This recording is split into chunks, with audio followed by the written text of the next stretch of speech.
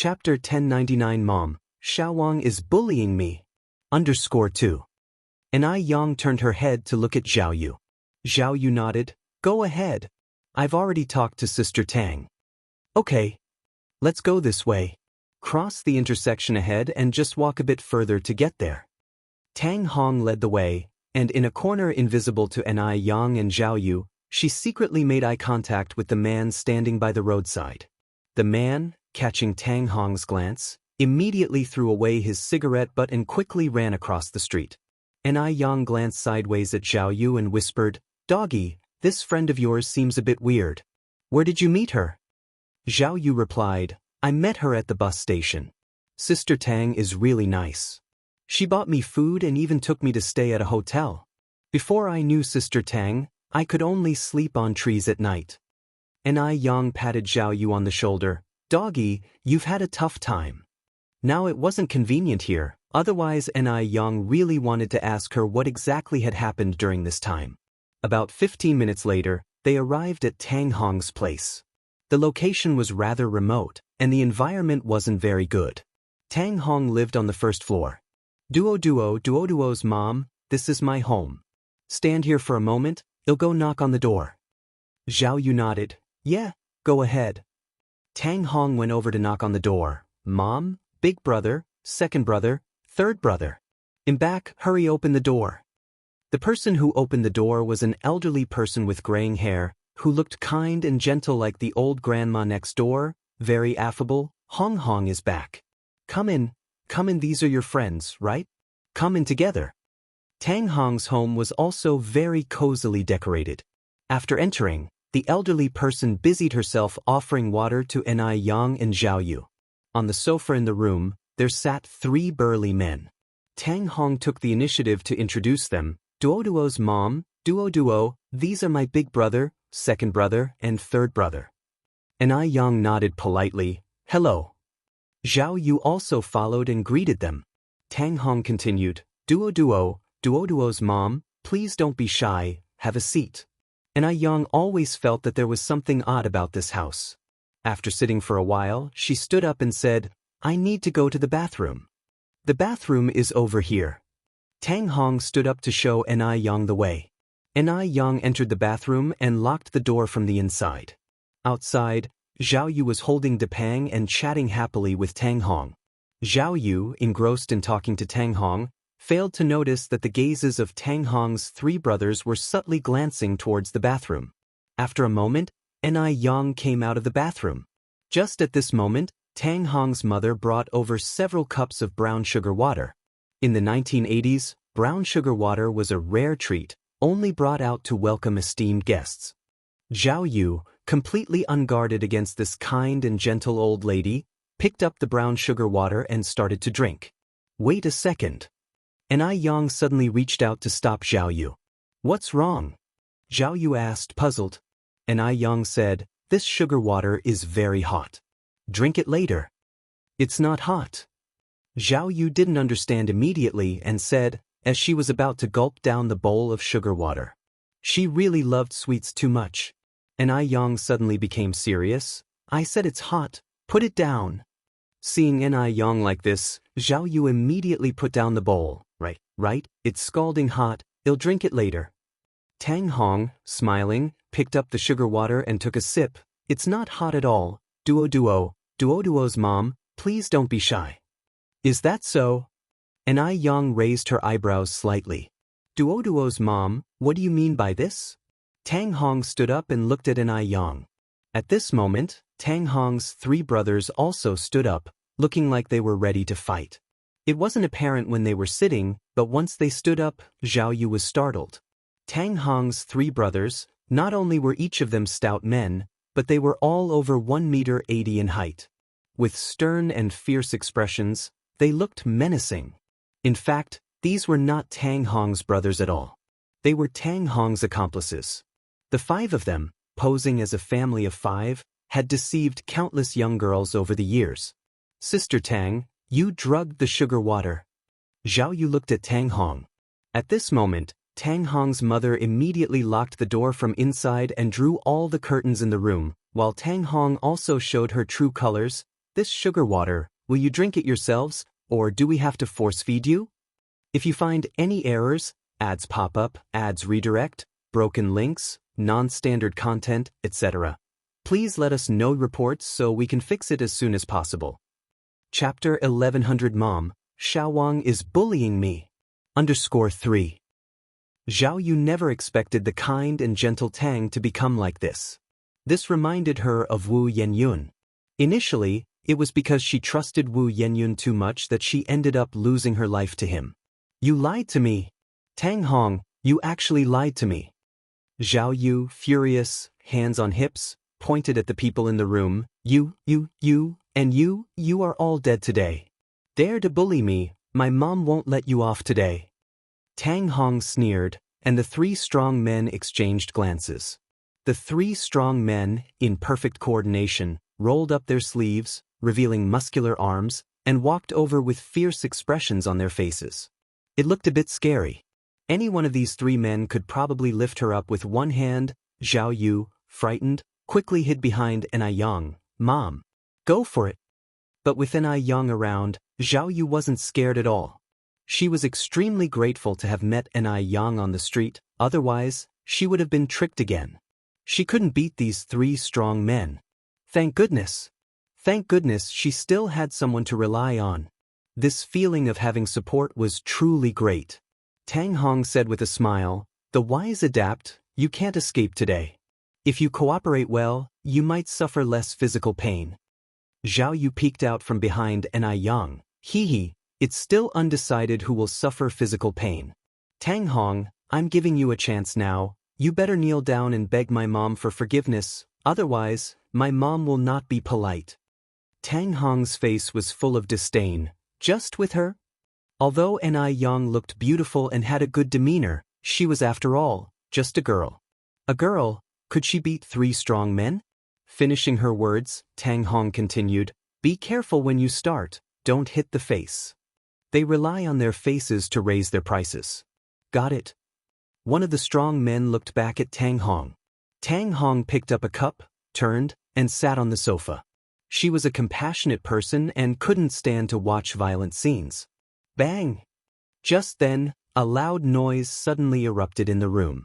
Tang Hong was startled. The sugar water in her cup splashed onto her hand, and she turned to look behind, completely stunned. Was she seeing an illusion? Just then, Enai Yang performed a beautiful backspin kick, striking the chins of two strong men in a combo, lightly lifting them. Bang bang, great! Awesome! Zhao Yu stood behind cheering Enai Yang on. Bring the rope over and tie them all up. Okay. Zhao Yu immediately ran to get the rope. Tang Hong knew she had stirred up trouble.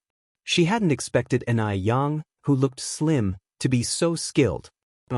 She had to leave here quickly. Tang Hong exchanged a glance with the old lady in the room, and they quietly moved towards the door. Where do you think you're going? Just then, Enai Yang walked over, blocking their path. She stood imposingly in front of them, casting a shadow over them, her voice clear yet authoritative. A deep sense of panic welled up in Tang Hong. What to do? Tang Hong swallowed. Dodo's mom, Dodo, actually, I was just joking with you. Joking? Zhao Yu, holding a rope, walked over. Tang Hong, do you think I look like a fool? Actually, Tang Hong wanted to say yes. If Zhao Yu didn't look like a fool, how could she have tricked her from the train station to here? If only Zhao Yu was here today, there wouldn't have been any trouble. She should have kept an eye on Zhao Yu, not letting her wander off. Zhao Yu tied Tang Hong and the old lady back to back with the rope, then tied the three strong men together. Meow meow meow. Just then, Depang suddenly jumped down from the sofa, clawing at the floor. What's wrong with Depang?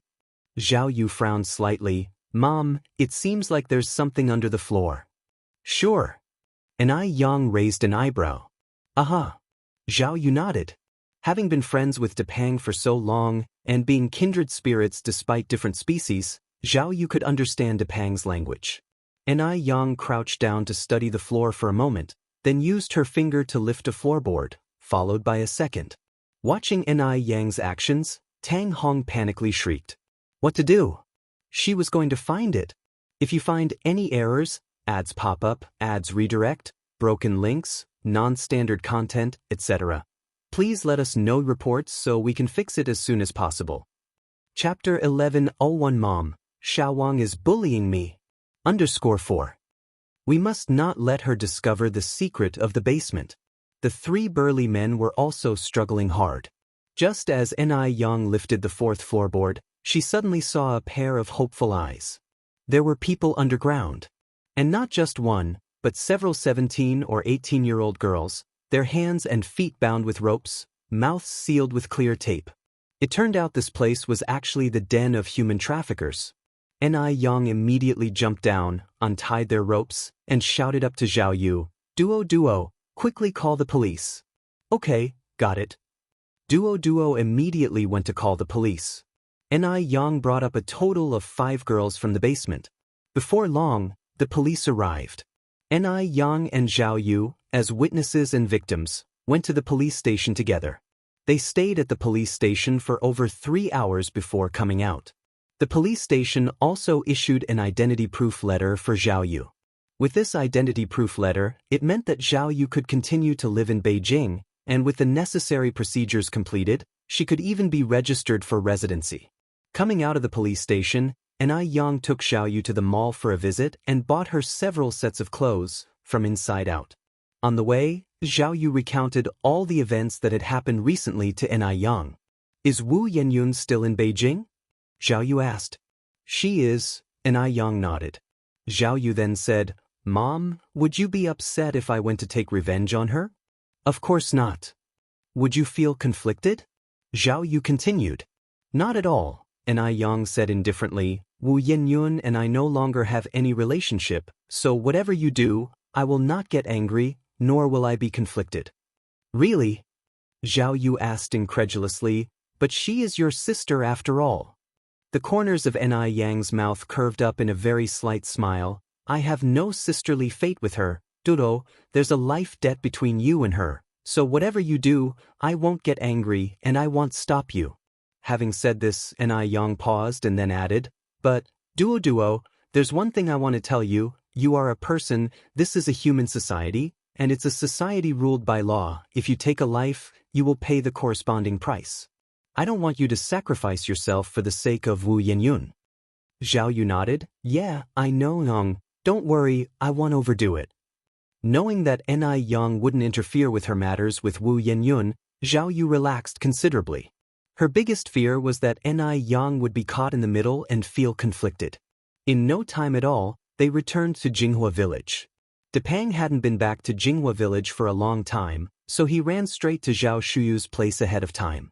When Zhao Shue saw Depang, her eyes turned red with excitement, and the cup in her hand dropped to the ground. Depang! Silly Depang! Where have you been all these days? Depang jumped into Zhao Shuyu's arms, meowing nonstop, like a spoiled child. Zhao Shue wiped her eyes and continued, Depang, there have been mice in the house since you weren't home, you can't run around anymore. Meow! Ni family. Little Ni Yun was fertilizing the flowers and plants in the courtyard with grandfather Zheng. Grandpa! Little Yunyun. Zhao Yu rushed over and hugged little Ni Yun tightly. She was too excited, and Ni Yang couldn't even stop her. Grandfather Zheng got startled. Who are you? Little Ni Yun was also confused. Sister, who are you? Ni Yang walked over from behind. Grandpa, this is Zhao Yu, she's also my goddaughter, her nickname is Duo, you can call her Duo or you. Goddaughter Duo? Ni Yang was so young, how could she have a goddaughter already?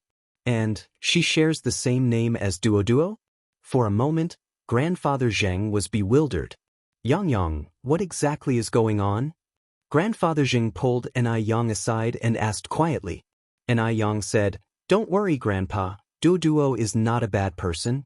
Her parents are both gone, and she was almost fooled by human traffickers in the city center. I happened to pass by and called the police.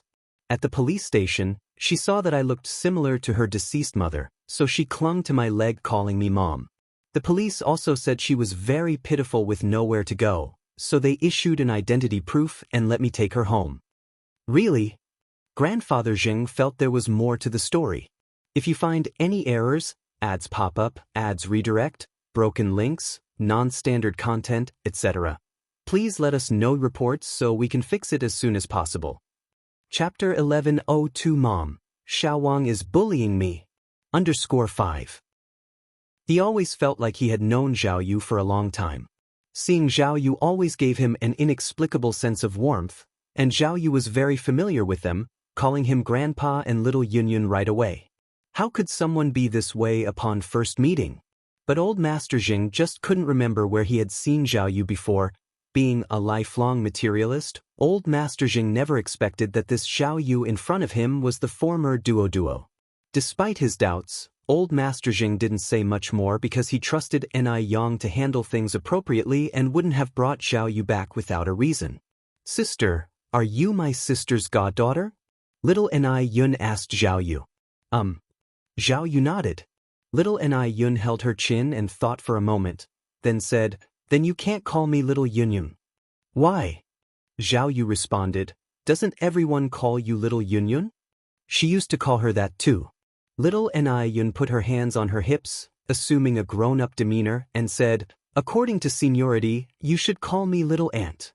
Recording this, Little Ni Yun turned to Ni Yang. Sister, I'm right, aren't I? Ni Yang smiled and nodded. Yes, you're right. But you are younger than me. Zhao Yu expressed her dissatisfaction. I don't want to call you Little Aunt. Little Ni Yun snorted. But my seniority is higher. Be good, call me Little Aunt and I'll give you candy. Saying this, Little Ni Yun theatrically took out her only candy of the week. Seeing the candy, Zhao Yu's eyes lit up as she quickly took it. Thank you, Little Aunt. You're so kind.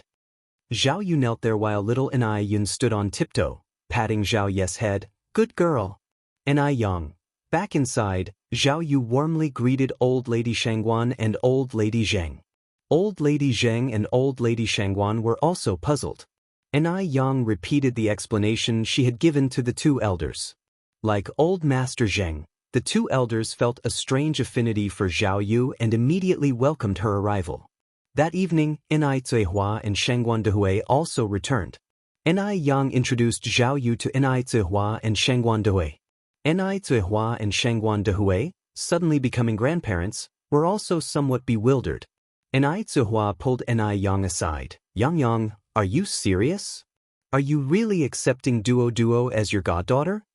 Of course I am, Ni Yang nodded. Do I look like I'm joking? Ni Zihua continued. It seems to me she's about your age. You're an unmarried young lady, and having a little girl call you mom, wouldn't that look bad if people saw? Ni Yang laughed. Age and seniority don't matter, and I feel a special connection with Duo. Don't worry, Mom, I know what I'm doing. All right, Ni Zihua laughed. As long as you know what you're doing.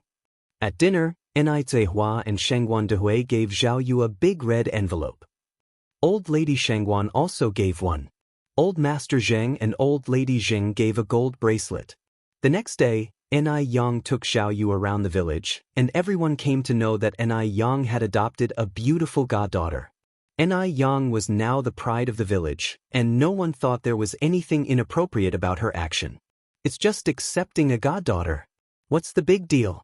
The following day, Ni Yang took Zhao Yu to the city. Neither Zhao Yu nor the former Duo could read.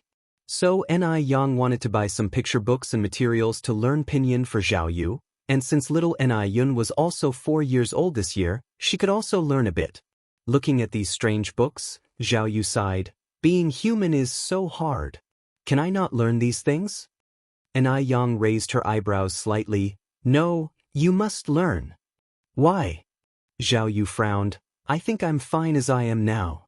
Why do I need to learn this? Ni Yang replied. Being illiterate is like being blind, you won't even know if someone cheats you. Zhao Yu said, I won't be cheated. Ni Yang smiled and asked, Duo, do you think I look cool and handsome when I drive? Handsome. Cool. The car is faster than birds, how could it not be cool? Ni Yang continued, Then do you want to learn to drive? Zhao Yu eagerly nodded, Yes. Ni Yang continued, If you want to learn to drive, you must learn to read, otherwise you can't. Really? Zhao Yu asked. Have I ever lied to you? And I Yang retorted. Zhao Yu hesitated for a moment, then nodded, all right, learn. And I Yang picked out a lot of books and materials. Coming out of the library, Zhao Yu touched his stomach and said, Mom, I'm hungry, let's go eat. Okay, and I Yang nodded. Where do you want to eat? Zhao Yu said, let's go to Country of Beauties. Back when I was a bird, I saw you and Grandpa do always like to eat there. The food must be really good. Sure, and I Yang took Zhao Yu to Country of Beauties. Zhao Yu enjoyed the meal immensely. At this moment, she had to exclaim, it's so good to be human. To eat all these delicious foods. What's birdseed? What are insects? In front of these delicious dishes, birdseed and insects are just little brothers. Seeing Zhao Yu enjoying her meal, and I Yang said smiling, eat slowly, no one's rushing you. I'm going downstairs to find Sister Lanji for something, I'll come back up to find you in a bit. Zhao Yu nodded, okay, you go. After finishing the meal, Zhao Yu waited a long time without seeing Ni Yang come up, so she had to go down to look for her. Just as she got downstairs, she saw Ni Yang chatting with a woman dressed elegantly. From the side, she looked somewhat familiar. Mom. Zhao Yu walked over and called out. Ni Yang glanced back slightly. Have you finished eating? Yep. Zhao Yu nodded and turned to Du Jiao, greeting her out of habit. Hello, Jiao. Du Jiao was stunned, looking at Zhao Yu incredulously. How do you know my name? Wait, what did you just call Yang? Mom. She didn't hear it wrong, did she? When did Ni Yang become a mom? And the kid is already this big? Oh my. What did she miss? Ni Yang said smiling. Sister Jiao, let me introduce. This is our family's dog, Zhao Yu, nicknamed Duo. Your daughter? Du Jiao asked uncertainly. Yep, Ni Yang nodded. Du Jiao pinched her own face. Am I dreaming? You're not dreaming, this really is my daughter, Ni Yang said. A myriad of expressions crossed Du Jiao's face. No, Yang, whose child is this then? With Peiji? Ni Yang mysteriously said, guess. Du Jiao continued, no wait, if it truly was with Peiji, then the child would have the surname Mo. How did it turn into surname Zhao? As she spoke, Du Jiao seemed to realize something and exclaimed, oh my, you've cuckolded Peiji.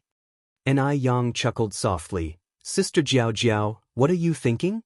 Just then, Zhao Yu suddenly saw a familiar figure. Dressed in an old-style cloth robe, striding through the lobby as if leisurely strolling in a garden, refined yet sharp. Little bastard! Zhao Yu ran over and hugged Grandpa Du excitedly. Little bastard, I've missed you so much. Grandpa Du sidestepped, dodging Zhao Yu.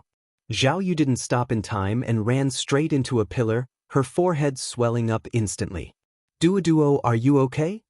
Ni Yang ran over to help Zhao Yu up. Zhao Yu clung to Ni Yang's arm and cried, Mom, little bastard bullied me. If you find any errors, ads pop up, ads redirect, broken links, non-standard content, etc., please let us know reports so we can fix it as soon as possible.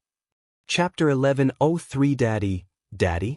I've missed you so much. Seeing this scene, Du Jiao was stunned. Di was also somewhat stunned. Why did Zhao Ye's tone sound so familiar?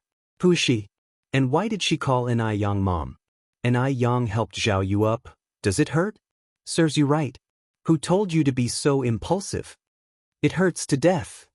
Zhao Yu rubbed her forehead and said, Mom, you have to avenge me.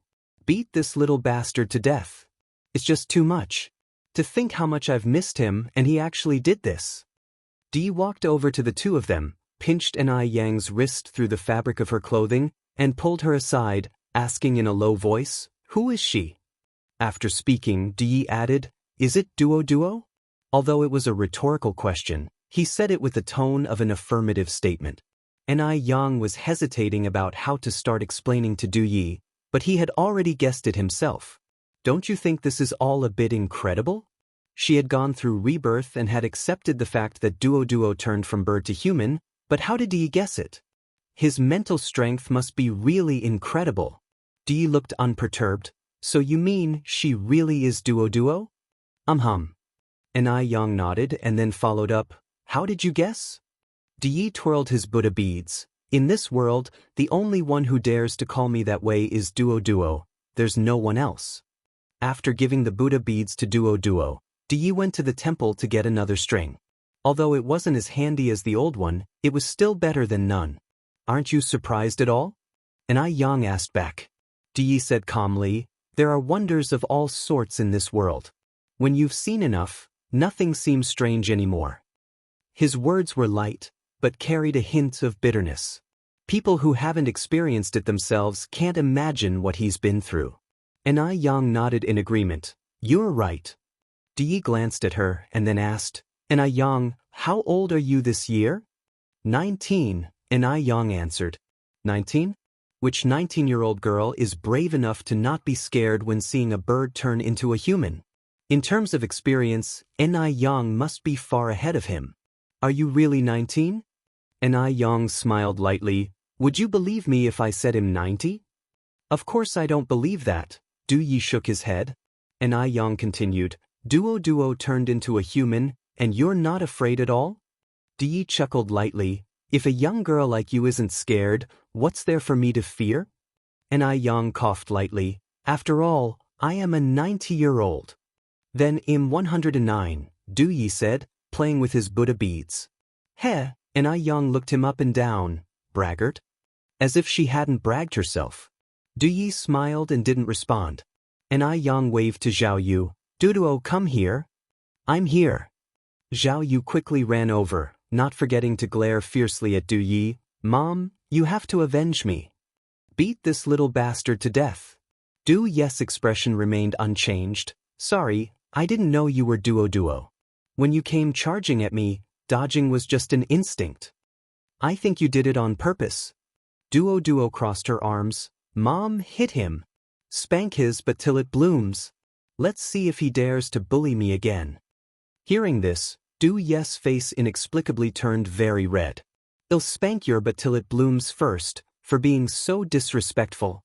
And Yang poked Zhao Yu's head. Zhao Yu looked aggrieved. Mom, you are biased. It was clearly Xiao Wang who wanted to bully me. I'm your dog's son. How can you treat me like this? And Yang looked at Zhao Yu. Biased? If it weren't for Yi, your little life would have been long gone. Hurry up and thank Yi, dog's son. We can't be ungrateful. Huh? Zhao Yu looked at Yang, confused. What? You want to avenge me, and now you even want me to apologize to him.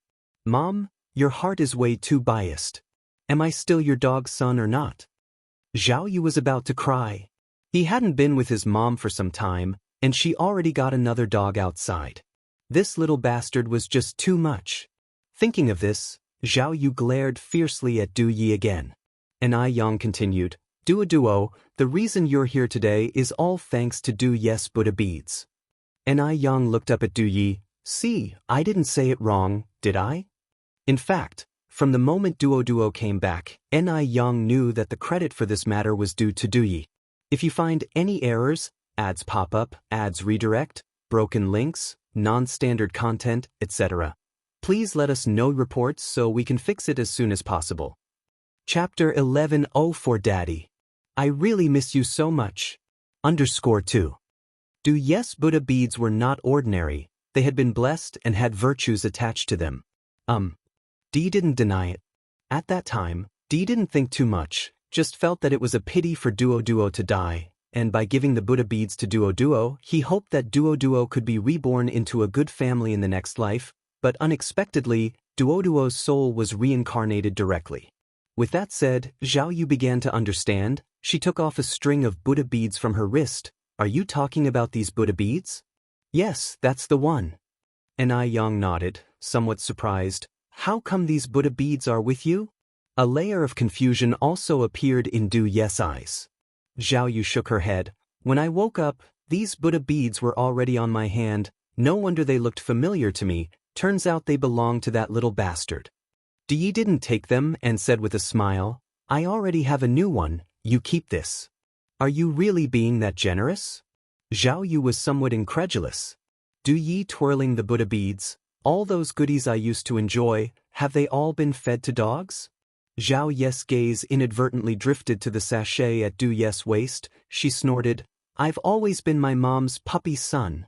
Du Yi, although he's not a good person, Zhao Yu is literally a dog. Sister Jiao Jiao was a bit puzzled. Although she understood every word they said, when put together, she couldn't understand them at all. What are you all talking about? Why can't I understand a word? Also, didn't you give those Buddha beads to that duo? How come they are now with this duo? What is going on here? Hearing this, Zhao Ye's expression changed. That duo? Is there another duo besides me? Little bastard, do you have other dogs outside? Du Yi and I Yang changed the subject with a laugh. Actually, I also don't quite understand. By the way, Sister Jiao Jiao, have you all eaten yet? Sister Jiao Jiao shook her head. We were just about to go up and eat. What about you? I and duo have already eaten, and I Yang continued. Then you go up and eat, duo, and I will head back first. Okay. Sister Jiao Jiao nodded. And I Yang took Zhao Yu and left. Just then, Sister Jiao Jiao, as if suddenly remembering something, suddenly grabbed an I Yang's wrist. Yang, wait a moment. What's wrong? And I Yang looked back slightly. Sister Jiao Jiao continued, who is Duo's father? And I Yang looked at Zhao Yu with a smile. Duo, who is your dad? Zhao Yu said, my dad is surely that dog man, Mo Chishan. Sister Jiao Jiao was taken aback, staring at the backs of Ni Yang and Zhao Yu for a long time before reacting, pulling Du Ye's sleeve. Do you think Duo really is Yang and Peiji's child? Something about this felt odd to her. It's just too strange. Du Yi kept a straight face. You guess. Sister Jiao Jiao said speechlessly, if I could guess, would I still ask you? Du Yi, sister, do you know how pigs die? How? Du Yi answered seriously with 3 words, died of stupidity. Sister Jiao Jiao was even more confused. Why would it die of stupidity? Du Yi looked at Sister Jiao Jiao, shook his head helplessly. At that moment, Sister Jiao Jiao suddenly realized, hey, you're calling me a pig indirectly. You're the pig. Your whole family are pigs. Du Yi said indifferently, my whole family includes you too. Sister Jiao Jiao. Her brother has really become more cunning, managing to insult someone without a single curse word. After leaving the fragrance place, Ni Yang took Zhao Yu for a round at the noodle restaurant. She planned to train Zhao Yu into a competent businessman and then hand over part of the noodle restaurant and milk tea shop business for her to manage. Otherwise, it was really too tiring for her alone. Unfortunately, Zhao Yu did not have a business mindset, the sight of the account books made her dizzy, and most importantly, she barely recognized any characters, not understanding a word Ni Yang said. No, Mom, you better handle this yourself. She just wanted to live like before, a carefree freeloader, enjoying delicious food and drinks every day. Ni Yang said smilingly, once unfamiliar, twice familiar, you'll get it if you look more. I really don't want to learn. I can barely recognize any characters. Zhao Yu started whining while clinging to Ni Yang's arm. Ni Yang continued, leaving all these tasks for your mom alone, do you want to work me to death? If you find any errors, ads pop up, ads redirect, broken links, non-standard content, etc., please let us know reports so we can fix it as soon as possible. Chapter 1105 Daddy. I really miss you so much. _3. Of course not. Ni Yang handed the account book to Zhao Yu. Then study hard, help your mom and me to share the pressure in the future. Oh. Zhao Yu finally compromised. Wu Yenyun passed by outside and just happened to see this scene. Who is that girl by Ni Yang's side? Is she, like me, another child discarded by the Ni family? If that's the case, then she must reveal Ni Yang's true face in front of that girl. She cannot let her be deceived by Ni Yang. Wu Yenyun clenched her fist, waited outside for a long time, until Zhao Yu finally walked out alone and went to the public restroom. Hello, wait a moment. Zhao Yu raised her head and saw Wu Yenyun's face. In an instant, hatred surged and all the scenes of Wu Yenyun abusing her filled her mind. Back then, she had never dreamed that Wu Yenyun would treat her like that. Wu Yenyun. Wu Yenyun looked at Duo in surprise. You know me? Did Ni Yang tell you about me? Which child of the Ni family are you? Zhao Yu remained silent, just looking at Wu Yenyun. Yang Yang had said human society has its own laws. Humans killing a small bird is just a trivial matter. But if a person kills another person, they will be held legally responsible. So, she must not act impulsively. Seeing Zhao Yu silent, Wu Yenyun continued, Ni Yang must have said a lot of bad things about me to you, right? Actually, I am just like you, I am also a child of the Ni family, but Ni Yang has always known I was her sister and still kept it a secret. She is just wary of us. She fears that we will compete with her for the inheritance. You must not be deceived by a hypocrite like Ni Yang. At this point, Wu Yanyun's eyes became slightly red. Sister, do you know how miserable I am now? Because of Ni Yang, I was raped, and I can never have children again. My future could have been bright, but now? I'm ruined. I have nothing left. Sister, you and I are both pitiful. I've been deceived by Ni Yang once already. You must not be deceived by Ni Yang again. Otherwise, your fate will definitely be worse than mine. It's all Ni Yang. It's because of Ni Yang that she became like this. The person she liked disgusted her. Her future life path will also become extremely bleak. Zhao Ye's gaze was cold as she looked at Wu Yenyun and then lifted her hand, slapping her across the face. Slap. Wu Yanyun's head was knocked to the side, a trace of blood oozing from the corner of her mouth. Dizzy and disoriented, I'm kindly warning you. How could you hit someone? What right do you have to hit someone? Why did I hit you? Because you owe me a life. What? Wu Yenyun was stunned. Zhao Yu continued, have you forgotten how Duo died? This slap is for Duo who died. I'm telling you, Wu Yun, this slap is just the beginning. Every time I see you, I'll hit you. Who exactly are you? Wu Yenyun looked at Zhao Yu. Who told you about this? It's just a bird, isn't it? It's just a bird. Dead is dead. Did Ni Yang have to make it known to everyone? It seems she underestimated Ni Yang. Ni Yang did it on purpose.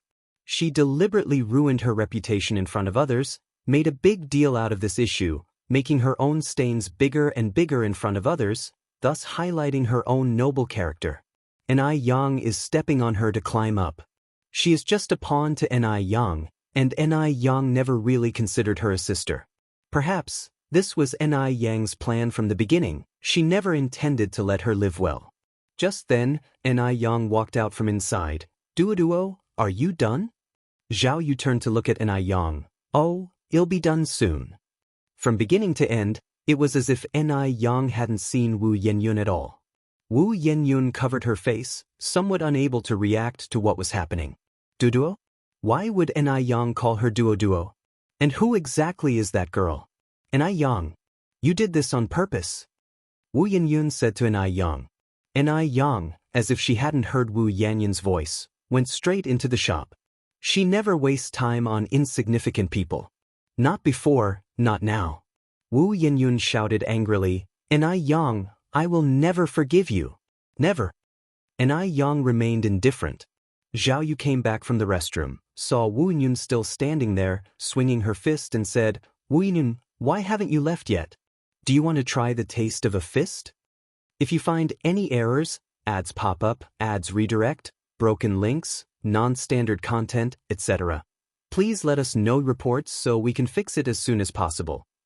Chapter 1106 Daddy. I really miss you so much. _4. Wu Yenyun immediately ran without looking back. Upon returning to the noodle restaurant, Zhao Yu excitedly said, Yang, Wu Yenyun seems to have changed a lot. What happened during this time? Ni Yang talked to Zhao Yu about Wu Yenyun's experiences. Zhao Yu said with a smile, such a vicious person deserves what she gets today. You have no idea how she maligned you in front of me just now. Such people are truly disgusting. How come I never realized she was this kind of person before? The best thing to do with this kind of person is to ignore them as they try to climb up the ladder, Ni Yang said indifferently. Zhao Yu went on, Mom, you have no idea how satisfying that slap just now was. In the following days, Ni Yang was busy dealing with company matters, and Duo followed Granny Shangguan and Granny Zheng to learn how to read. These days, Ni Yang bought a piece of land in the center of Beijing, planning to build an office tower. Once all the departments were in order, it would be more convenient for her to work there. Ni Yang had already finished the design of the tower and was just waiting for approval from the relevant authorities. Once the paperwork was approved, construction could start immediately. Now, there are strong supportive policies from above, so the approval of these documents is relatively quick. The tower Ni Yang wanted to build had a total of 38 floors. The 19 floors below were for food service offices, and the 19 floors above were for the office of Ice Skin Jade Complexion. Because the project was large, it would take 2 years to complete, but Ni Yang was in no hurry. This project was still entrusted to Wu Jinshu. Wu Jinshu was very touched. He was happy that Ni Yang could let bygones be bygones. If Wu Yenyun had listened to advice, with such a good sister as Ni Yang, she wouldn't have ended up in this state. Yang, thank you. Ni Yang said with a smile, Godfather, I've said it before, we are all family. Since we are family, there's no need to speak as if we are strangers. Wu Yenyun is Wu Yenyun, Wu Jinshu is Wu Jinshu. Ni Yang would not forget the kindness she ought to acknowledge. Doing so would also reduce Ni Qihua's feelings of guilt. And indeed, Wu Jinshu was not someone who failed to appreciate kindness. Half a month later, as M Country had a new agent interested in representing Ice Skin Jade Complexion, Ni Yang had to take a trip to M Country. Coincidentally, she hadn't seen Mo Chishan for quite some days. Upon learning that Ni Yang was going to M Country, Zhao Yu clung to Ni Yang's wrist. Mom, my dear mom. My beautiful mom, can you take your son with you? Before, she had been a bird, unable to go to M Country, but now that she was no longer a bird, she wanted to go to M Country to see the world. You want to go too? Ni Yang raised an eyebrow slightly. Yes. Ni Yang said with a smile, okay, let's go together. Really? Zhao Yu was instantly overjoyed. Really? Ni Yang nodded. Ah, Yang, my dear mom, I really like you so much. Zhao Yu excitedly lifted Ni Yang into a hug. Ni Yang was light as a feather, and Zhao Yu easily lifted her, even easier than lifting Depang. Put me down now, if you want to go to M Country, we still have to go apply for passports. Fortunately, Zhao Ye's household registration issue had been resolved a few days earlier, otherwise, it would have been impossible to apply for a visa. All right, let's go quickly. Zhao Yu immediately put down Ni Yang. Ni Yang took Zhao Yu to the city to apply for passports. On the day before going to M Country, Ni Yang took Zhao Yu to visit Grandpa Du at Demingxian. On the one hand, Zhao Yu had been talking about him every day, and on the other hand, Ni Yang had promised Mo Chishan to bring warmth to Grandpa Du. Seeing Grandpa Du, Zhao Yu was as enthusiastic as ever, running over, hugging Grandpa Du. You little rascal. I'm here. Grandpa Du sidestepped, avoiding Zhao Ye's embrace, but he steadied her with one hand to prevent her from bumping into the pole beside him. Boys and girls should keep their distance. Can't you be a bit more dignified? What kind of behavior is this fuss and clamor? Zhao Yu said without words. We're all grown men, what are you afraid of? If anyone is at a disadvantage, it's me. Not only are you not losing out, but you're also gaining a huge advantage. What's the panic about? Grandpa Du, but I never take advantage of anyone. Hee, you remind me of a recently learned idiom. What was it about a cat and a dog? Zhao Yu scratched her head. Cats and dogs ashore? That's the one, cats and dogs ashore. Lately, Zhao Yu was not only learning to read but also following Granny Shangguan to study Chinese classics, memorize poems, and learn idioms. If you find any errors, ads pop up, ads redirect, broken links, non-standard content, etc., please let us know reports so we can fix it as soon as possible. Chapter 1107 Daddy. I really miss you so much. _5. What is cats and dogs going ashore?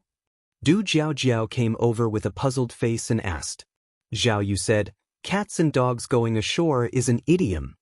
Du Jiao furrowed her brows. How come I've never heard of this idiom before? Second brother, have you heard of it? Grandpa Du shook his head. None of you have heard of cats and dogs going ashore? I thought I was the only uncultured one. Turns out, you are even less cultured than me. Finding two people even less knowledgeable than herself, Zhao Yu laughed smugly. Let's see who dares call her dumb now. What cats and dogs going ashore? An Yang came over and smacked Zhao Ye's head. It's called assuming an air of decency. Du Jiao burst into laughter. Ha! So it's assuming an air of decency. Zhao Yu rubbed her head innocently. Is it assuming an air of decency? But Grandma clearly taught me cats and dogs going ashore. She remembered it as cats and dogs going ashore. How did it turn into assuming an air of decency? An Yang, if you want to piss off Grandma, just say it directly. Zhao Yu huffed and turned to look at Grandpa Du. Then you're guilty of assuming an air of decency. Zhao, you're becoming more and more impolite. An Yang raised her eyebrows slightly. Zhao Yu said, it was Xiao Wang who was impolite first. I was so warm-hearted, and not only did he not appreciate it, he also made a fuss about how men and women should be different. We're all grown men, what's there to be shy about? Hearing this, Du Jiao laughed even more joyfully. Oh my God, what a character your daughter is.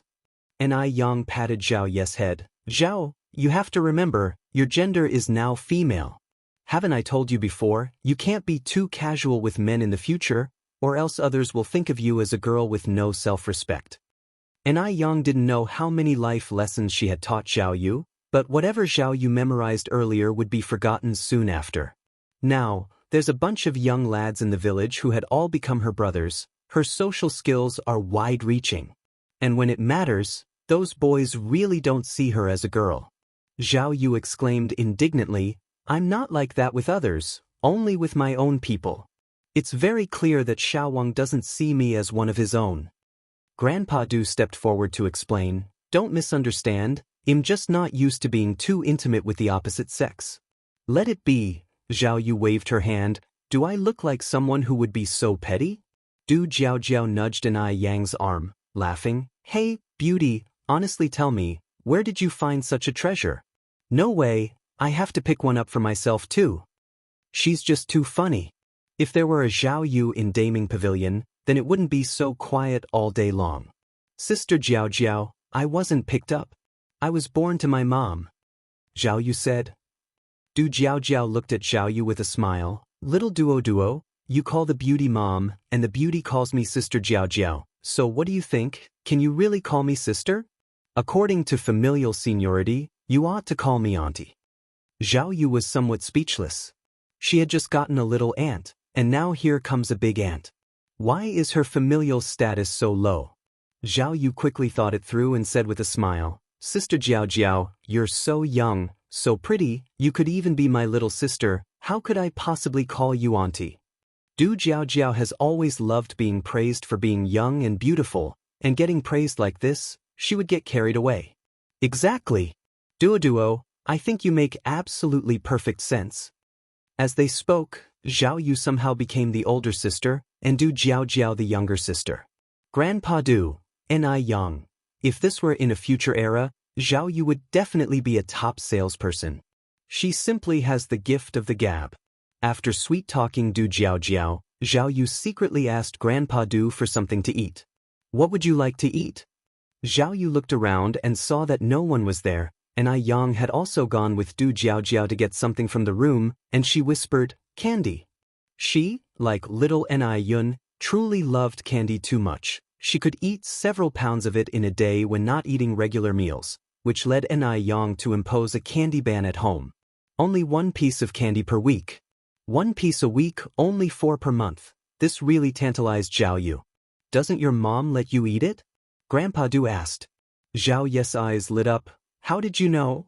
The next day, Ni Yang and Zhao Yu set off for M Country. As Wu Daming was in M Country as well, it was Shangguan de Hui who drove them to the airport in the morning. When they arrived in the USA, it was already the next morning.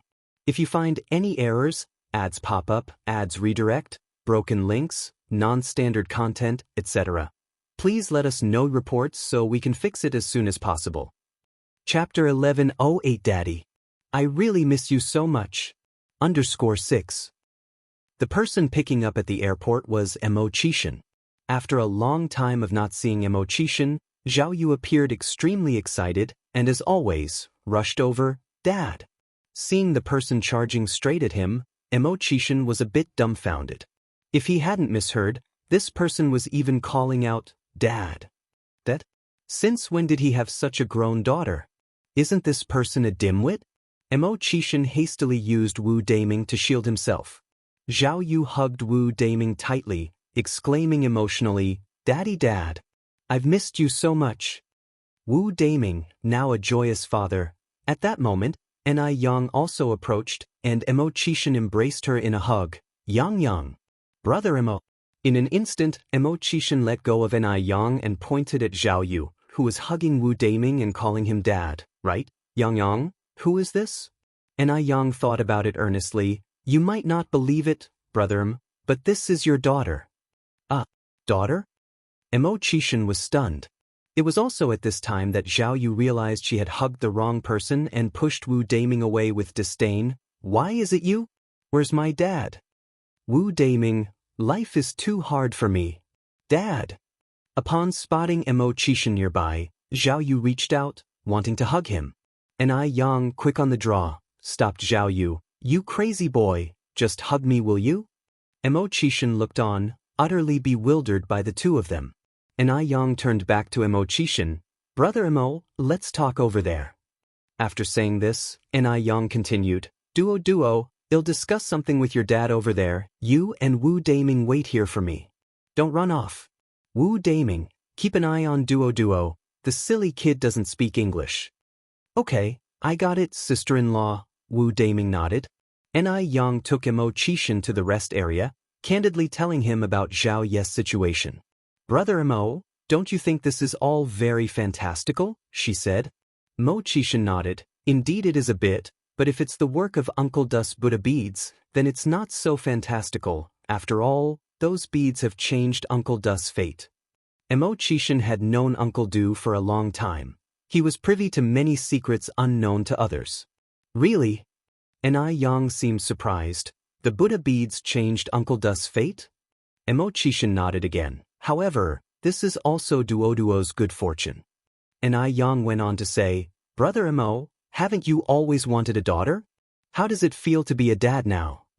Mo Chishan touched his nose. "It's all right. If only this daughter didn't look like a nitwit, that would be even better." After a good while, Ni Yang and Mo Chishan returned to their original spot. Zhao Yu, curious, asked, Yang, what were you and my dad talking about? What secrets? You talked for so long." Ni Yang smiled and said, "We were discussing how to sell you off later." Zhao Yu shrugged. "I don't believe you. Would you really sell off someone as adorable and outstanding as me?" Wu Daming quietly tugged at Mo Chishan's sleeve. "Brother Six, is she really your daughter?" "Yes," Mo Chishan assured with a serious nod. Wu Daming continued, "Brother Six, you're not joking with me, are you?" Mo Chishan countered, "Do I look like I'm joking? This is my daughter, my own flesh and blood." Wu Daming scratched his head. "This is just too incredible. This uncle here, I bet you're just jealous of my dad having such an outstanding son like me." Zhao Yu said to Wu Daming. "Uncle?" Wu Daming was shocked. "I'm only 25 this year." "Wait, that's not right. Aren't you a girl?" Zhao Yu cracked a slight smile, smacked her chest and declared, "Me, a man. Pure and simple.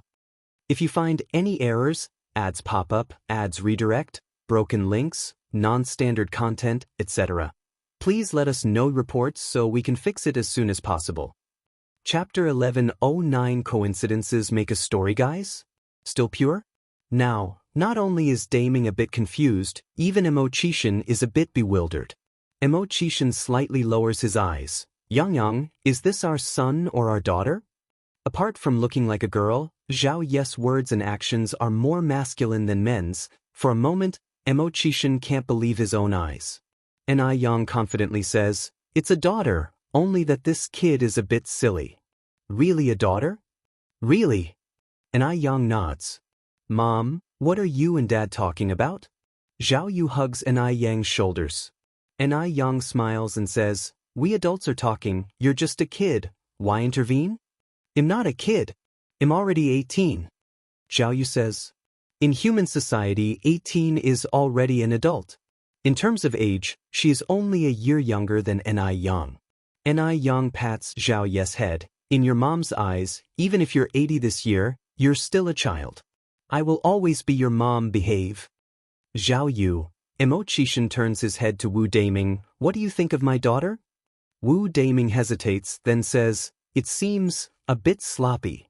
The airport is full of blonde and blue-eyed people from M country. Zhao Yu looks at them, her eyes filled with curiosity. Dad, I think they look like Emily. Zhao Yu had seen Emily once before when she came to Beijing. Zhao Yu continues, why aren't our eyes blue but black? I think blue eyes are prettier than black ones. Mo Qishan helplessly rubs his forehead, ask your mom. Mom. Zhao Yu turns her head to Ni Yang. Ni Yang smiles and explains, eye color depends on the iris color. The more pigment in the iris, the darker the color of the eyes. If the color of the iris is very light, the color of the eyes will also be very light. Blue eyes have much less pigment than ours. Actually, our Chinese eyes are not black, but dark brown. Hearing this, Zhao Yu looks at Ni Yang with admiration. Mom, you are so amazing. Ni Yang modestly says, just average, slightly more amazing than your dad. Zhao Yu elbows Mo Qishan. Dad, can't you show some pride for us guys? Mo Qishan. The group leaves the airport and heads to Mo Qishan's manor. This manor, unlike a castle, is located in the downtown of M country, covering an area of nearly 3,000 square meters, utmost luxury and flamboyance. Zhao Yu is like a bird set free, running around the manor. After dinner, Mo Qishan accompanies Ni Yang to meet the agent, leaving Zhao Yu in the manor. After meeting the agent and signing the contract, Ni Yang visits a few stores to check the accounts for the first half of the year. Currently, Ice Jade Skin has 6 stores abroad, with a first half income of $110,000, converted to about 900,000 renminbi, plus some domestic stores and real estate. Ni Yang is now a little rich lady. Not to mention other stores, just those real estates are enough for Ni Yang to live worry-free for a lifetime, sitting at home collecting rent. Moreover, Ni Yang remembers that in the downtown of M country, the property prices were speculated high in the future. Holding so much money and not buying a house seems wasteful. Brother Mo, I want to buy a house here. Do you have any good places to recommend? Mo Qishan, knowing that Ni Yang's thoughts are quite advanced, she never wants to depend on anyone. Even if he has many houses, Ni Yang would not want them. Of course I know, come, it'll take you. Okay. In M country, the most popular are villati. A 600 square meters villati in the 80s costs $30,000. Ni Yang buys 2 villati in one breath. In this era, buying a house locally can directly handle immigrant procedures for residency, but Ni Yang refused this service. In this lifetime, she will always be Chinese. After buying the villati, Ni Yang and Mo Qishan go to a scenic area and purchase a luxurious seaside house. In a blink of an eye, $110,000 is gone. However, Ni Yang doesn't feel the pinch, because the future income from these properties will definitely be much more. The seaside sunset is magnificent. Ni Yang and Mo Qishan walk shoulder to shoulder on the beach. The setting sun stretches their figures long. The beach crowd, coconut trees, neon lights, have all become the background. If you find any errors, ads pop up, ads redirect, broken links, non-standard content, etc., please let us know reports so we can fix it as soon as possible. Chapter 11:10 No coincidence makes a book undersuit. Mo Qishan carried Ni Yang's shoes in one hand and held her hand with the other. Yang, look at that person. Which one? Ni Yang asked. Mo Qishan continued, the one wearing a blue jacket and holding something like a black brick. I see him. Ni Yang nodded.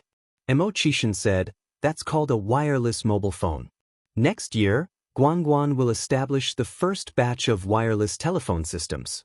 Once mobile phones become popular, we can stay in touch anytime, anywhere. Wireless phone? Ni Yang's eyes suddenly lit up, realizing that the first mobile phones had entered China in 1987. In fact, the mobile phone was not initially known as a mobile phone. Its original name was a wireless mobile phone. This name originated from the Cantonese and Hong Kongers' way of jokingly referring to gang leaders. In some early Hong Kong movies, mob bosses frequently appeared on screen with mobile phones, hence people began to jokingly call these mobile phones as Big Brother phones. After a while, more people started calling it that, and it became the Big Brother phone. Moreover, the Big Brother phone was invented as early as 1972 and had already been popular for many years abroad. It just hadn't entered China until then. After the Big Brother phone, technology will advance further, our motherland will become stronger, and phones will get thinner. Ni Yang's lips curved into a smile. If Guangguan uses it well, I believe it will soon be popularized in Beijing. A good communication tool can solve many unnecessary troubles. Ni Yang's business was growing bigger and bigger, and in an era with undeveloped communication information, it was often really frustrating.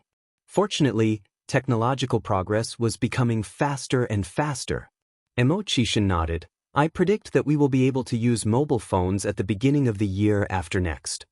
Ni Yang said with a smile, mobile phones are convenient, but they're too big and not easy to carry. This type of mobile phone must weigh about 2 or 3 kg, right? Ni Yang remembered that the earliest mobile phones weighed around 2 kilograms, which was like 3 boxes of milk, the weight of a large brick. Mo Chishan nodded. These mobile phones are indeed quite heavy. However, humanity is progressing, technology is developing, and I believe that just like pagers, this is only the beginning. It will get better and better. Once mobile phones become widespread, pagers will be eliminated. Similarly, one day, mobile phones will also be replaced by even more convenient products. Mo Chishan was full of hope for the future. Ni Yang nodded. Yeah, Brother Mo, you're right. She was from the future, and she knew mobile phones were just the beginning, but Mo Chishan was different. Mo Chishan was from this era, and for him to have such foresight was truly remarkable. Ni Yang was glad she knew Mo Chishan, as there were basically no barriers in their communication. Whatever topic it was, Mo Chishan had his unique insights, and his perspective on issues was quite profound. She remembered one time when she spoke with him about country's moon landing in '69, Mo Chishan said that China would also venture into outer space in the not-too-distant future. If not for the wars that invaded and delayed China, one could only imagine how much further ahead it would be compared to country. However, except for dress issues. Like today, coming to the seaside, Ni Yang wanted to wear a swimsuit to swim in the sea, but Mo Chishan firmly opposed it. After much picking, he chose a swimsuit so conservative that even old ladies would not look twice at it, and in the end, he wrapped her tightly with a large silk scarf. So now, she was still draped in the large silk scarf. Just then, an elderly couple with white hair passed by Ni Yang. The old lady was coughing severely as she walked, her eyes red from coughing so hard. Because of the discomfort, she nearly tripped over a large stone. Be careful, Ni Yang said quickly, steadying the old lady. The old lady caught her breath and looked up to thank her, but before she could speak, her eyes suddenly brightened, and then she covered her mouth and started coughing violently again. The old man thanked her. Thank you, beautiful lady from the Orient, God will bless you. It's no trouble. Ni Yang smiled slightly. May I ask where you are from? The old man continued to ask. Ni Yang replied, I am from Beijing, China. The old man nodded. Beijing is a nice place. We went there 13 years ago. Do you know Kong City? I know of Kong City, but I've never been there. Kong City was not only far from Beijing but also far from Dam Village, where Ni Yang used to live. If you find any errors, ads pop up, ads redirect, broken links, non-standard content, etc., please let us know reports so we can fix it as soon as possible. Chapter 11:11 No coincidence makes a book _3. Oh, I see. The old grandfather looked down at the old grandmother beside him. Let's go. The old grandmother nodded. Ni Yang wondered if it was her imagination, but she thought she saw a hint of disappointment in the old man's eyes. Was she mistaken? Ni Yang watched the backs of the two elderly people, somewhat distracted. Mo Chishan said, Yang, what are you looking at? And I Yang glanced back slightly. Nothing much, just that those two elderly people seemed a bit odd. How so? Emo Chishan asked.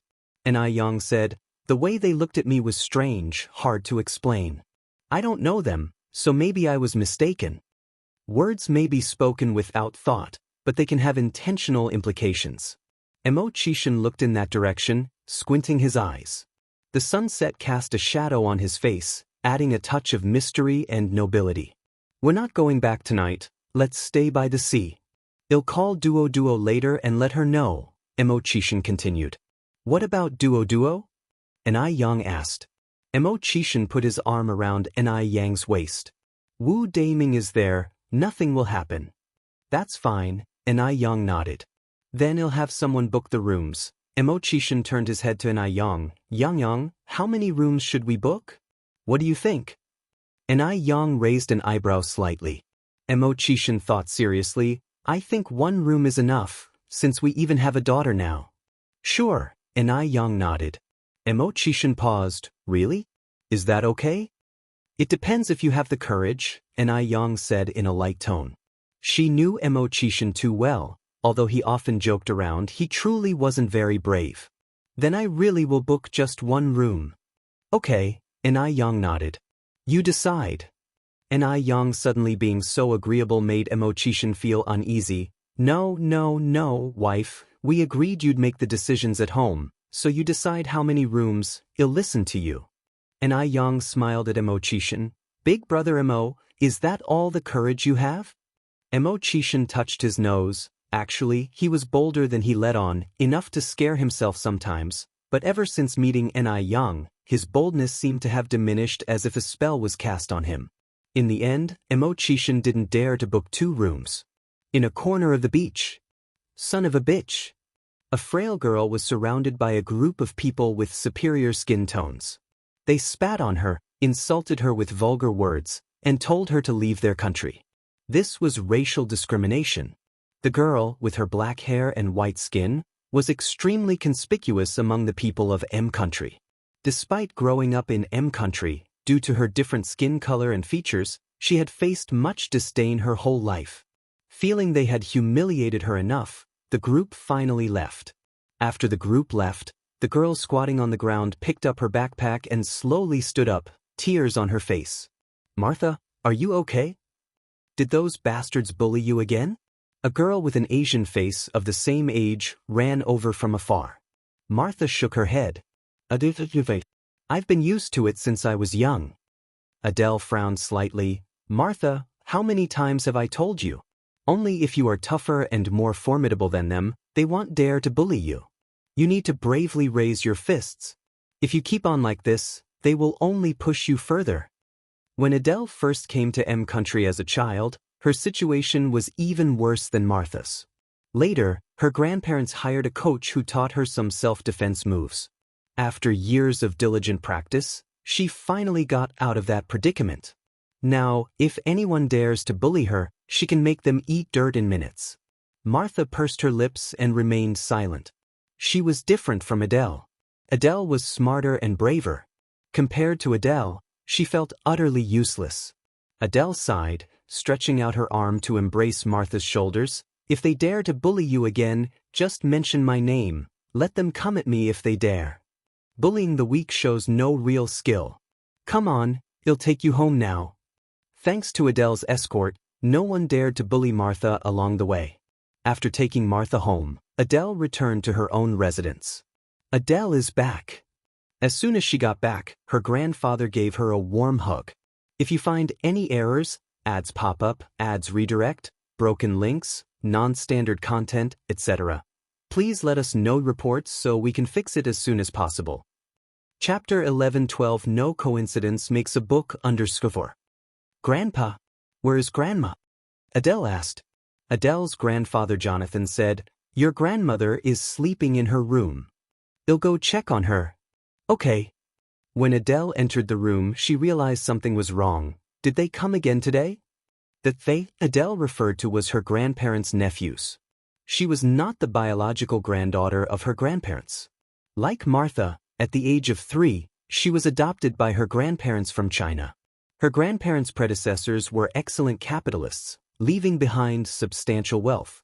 As her grandparents' health deteriorated, and they had no descendants, their nephews and nieces started eyeing the inheritance, almost causing trouble every few days. Grandmother Luana nodded from the bed. Adele said angrily, "That's too much. How can they bully old people who are defenseless?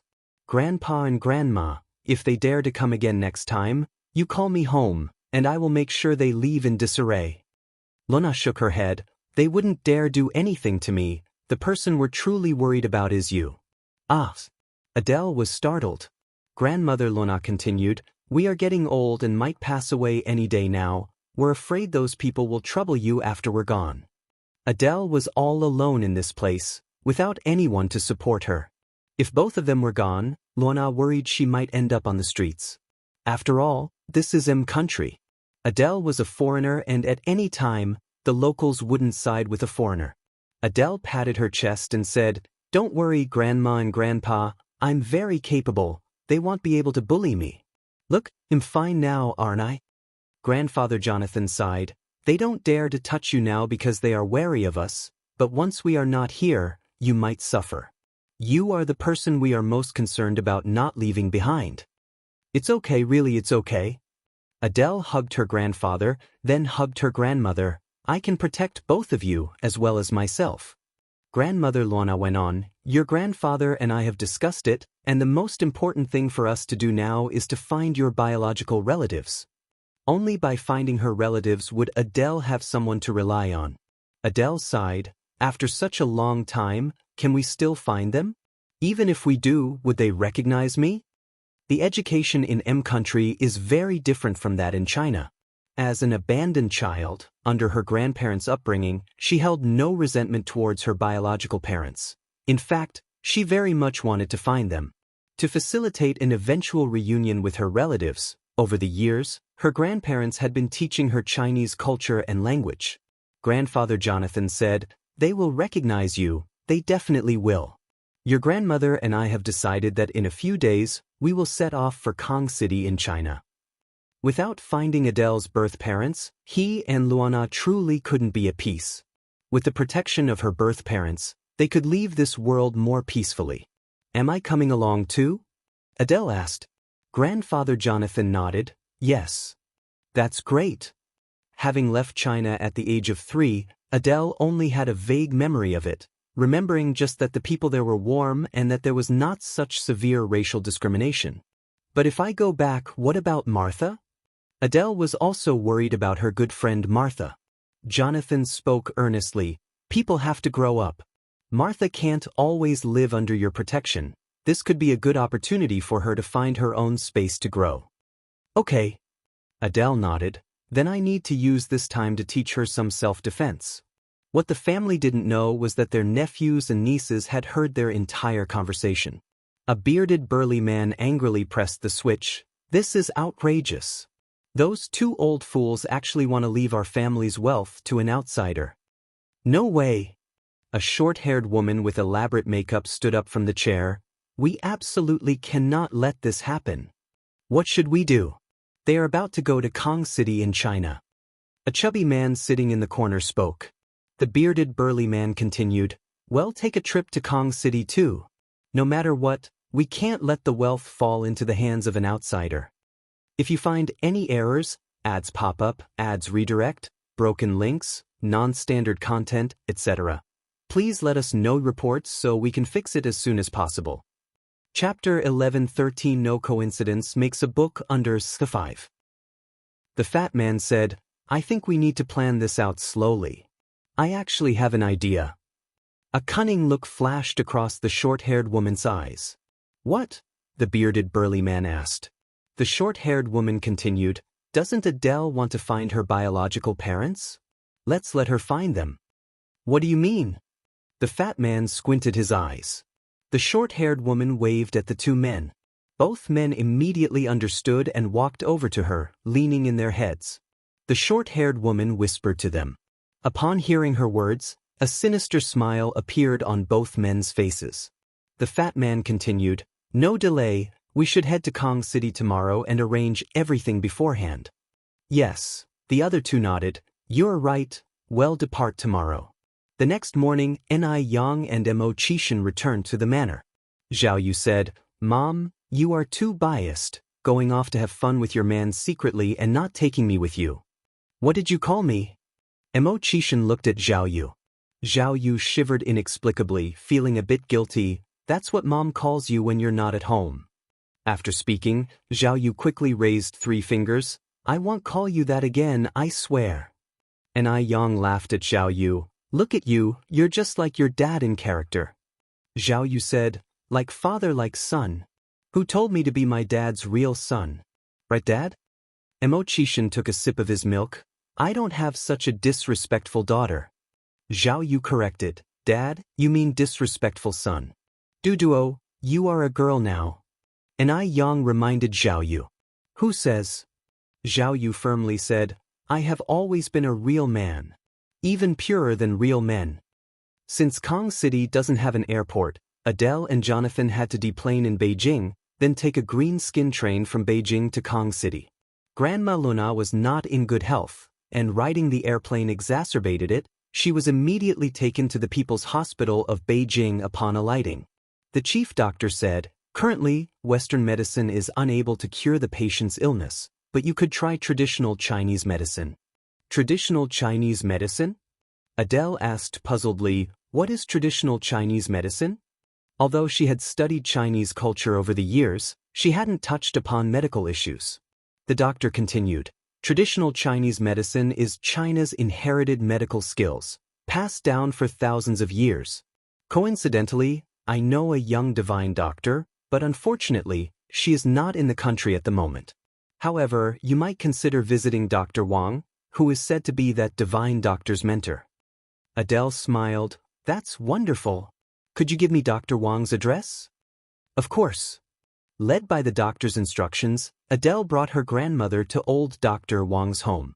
After taking the pulse, old Wang stroked his beard. This is a case of disliking cold. Disliking cold? What do you mean by that? Is there a cure? Jonathan asked impatiently. Old Wang continued. Simply put, due to internal obstruction of heat pathogens, essential yang energy is blocked, leading to symptoms. Because the patient has not received the correct treatment up until now, the condition has worsened. If you had come a month earlier, I would still have been able to cure her, but now, there is nothing I can do. Adele's face changed. So, what can we do now? Isn't there anything you can do? Old Wang said, I can only relieve the patient's cough and physical pain. How much longer do I have? Luna looked at Old Wang. Old Wang signaled 6 with his hand. Luona's face changed, covering her chest. Only 6 days left? Adele and Jonathan were also shocked. Old Wang shook his head. 6 months left. Hearing this, Luana breathed a sigh of relief. 6 months is enough. With 6 months, they definitely can find Adele's biological parents. After speaking, Luana continued, Can you alleviate my pain? Yes. Old Wang nodded his head. Luana said, Thank you so much. Having endured the torment of illness for days, she was truly fed up, and the prospect of 6 months of normal life made her very happy. Adele couldn't accept that her grandmother only had 6 months left, hugging Luna. Grandma, I won't let you die. As people from M country view life and death rather casually, Luana smiled and said, In China, there is an old saying, everyone dies in the end, birth and death are just mundane parts of human existence, it's nothing to fuss about. If you find any errors, ads pop up, ads redirect, broken links, non-standard content, etc., please let us know reports so we can fix it as soon as possible. Chapter 11:14 No coincidence makes a book _6. Upon hearing this, Elder Wang looked at Luana with some surprise, only then realizing that the 2 elderly were foreigners, while this young girl had the face of a Chinese. Elder Wang prescribed several traditional Chinese medicines for Luna, advising her to rest and assuring that her symptoms would ease within 10 days. As per Luona's wish, they decided to stay in Beijing for a few days, taking the opportunity to explore the capital of China. The next day, Luna, holding a map, led her grandparents to the Great Wall. The Great Wall was magnificent. Standing atop its ramparts, Luana was in awe and took many photos of her grandparents.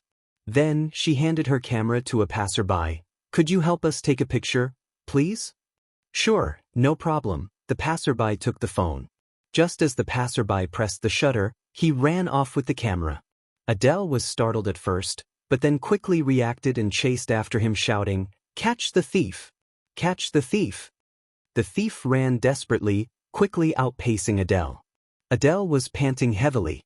Just then, a young man in a trench coat suddenly dashed over from the side and swiftly subdued the thief to the ground with a neat capture move.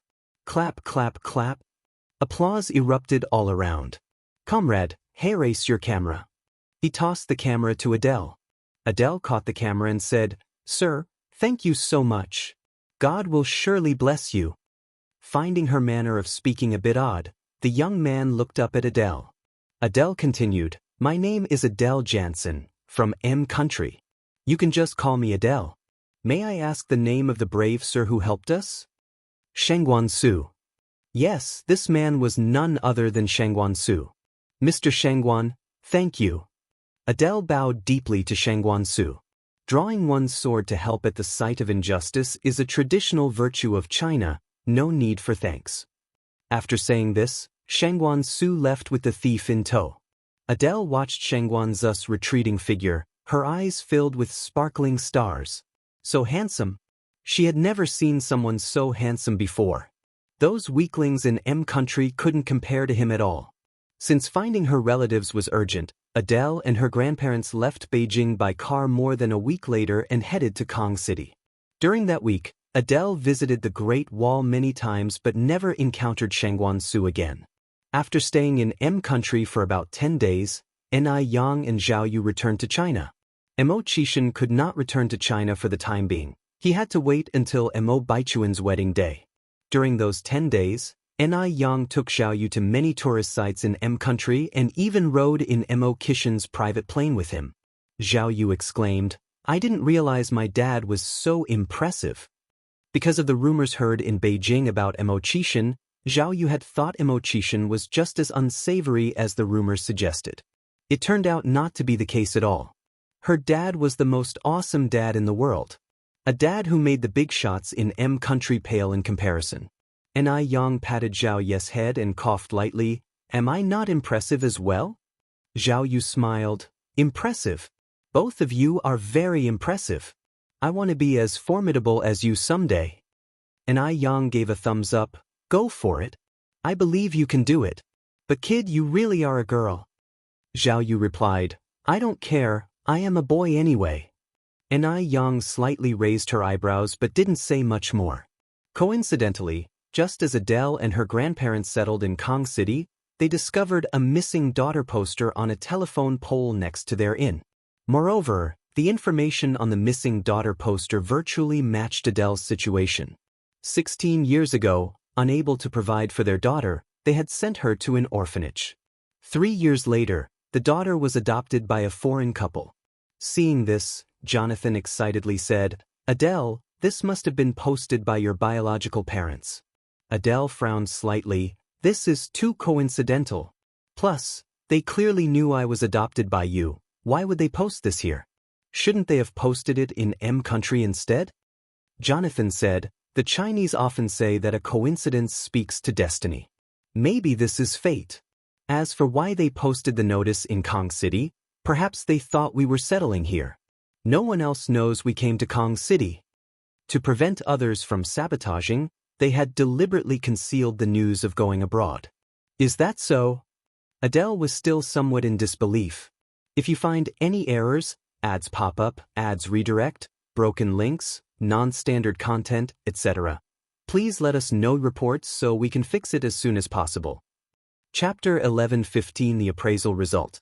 They are biological sisters. How should I put it? Adele always felt that this was too coincidental. They had just arrived in Kong City, and this family in Kong City started looking for their daughter? Jonathan continued, "Isn't there an address on this? Let's go take a look." "Isn't this too rash?" said Adele. Jonathan said, "If we were just recognizing relatives like this, then indeed it would be too rash, but after we confirm the situation, we still need to do a paternity test." Don't worry, Adele, with a paternity test, we won't recognize the wrong person. Luana nodded. I think your grandfather is right. Now with a paternity test, we're not afraid of recognizing the wrong person. Hearing this, Adele also breathed a sigh of relief. The three went to the address listed on the notice looking for the daughter. As soon as these three left, three blonde-haired, blue-eyed people from M country appeared behind them. If Jonathan were there, he would definitely recognize that these three were his nephew Danton, Albert, and his niece Beth. Beth removed her sunglasses, the corner of her mouth curving in an arc. Hooked. Albert, it's your turn now. Albert said with a smile, Don't worry, leave the hospital to me. Danton said, These two old folks would never dream that we are in control of everything. Adele and her grandparents visited the family from the notice looking for their daughter. This was a very common worker family, currently with 3 sons and 1 daughter. According to them, Adele was their 5th child and the youngest, and they sent Adele to the orphanage due to various reasons at the time. My 5th child, my poor girl, Mom finally found you. The middle-aged woman claiming to be Adele's biological mother, Lee Inouye, hugged Adele and sobbed with excitement. Adele, being hugged, was somewhat at a loss. Is this really her birth mother? Something felt a bit off. The middle-aged man claiming to be Adele's biological father, Wang Qingshan, was holding Luana and Jonathan's hands, expressing gratitude. Thank you for raising my 5th daughter to adulthood, Jonathan said. Sir, please calm down a bit. Right now, we only suspect that Adele is your child, but whether she truly is your child, we can only be sure after a paternity test. Wang Qingshan cried, She must be our child. Of course.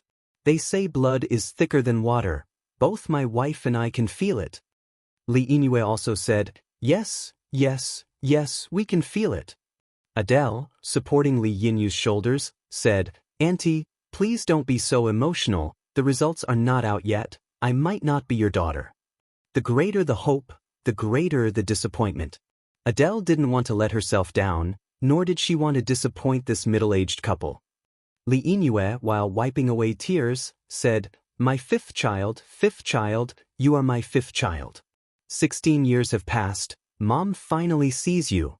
You don't know how much Mom missed you these years. I dreamt about you.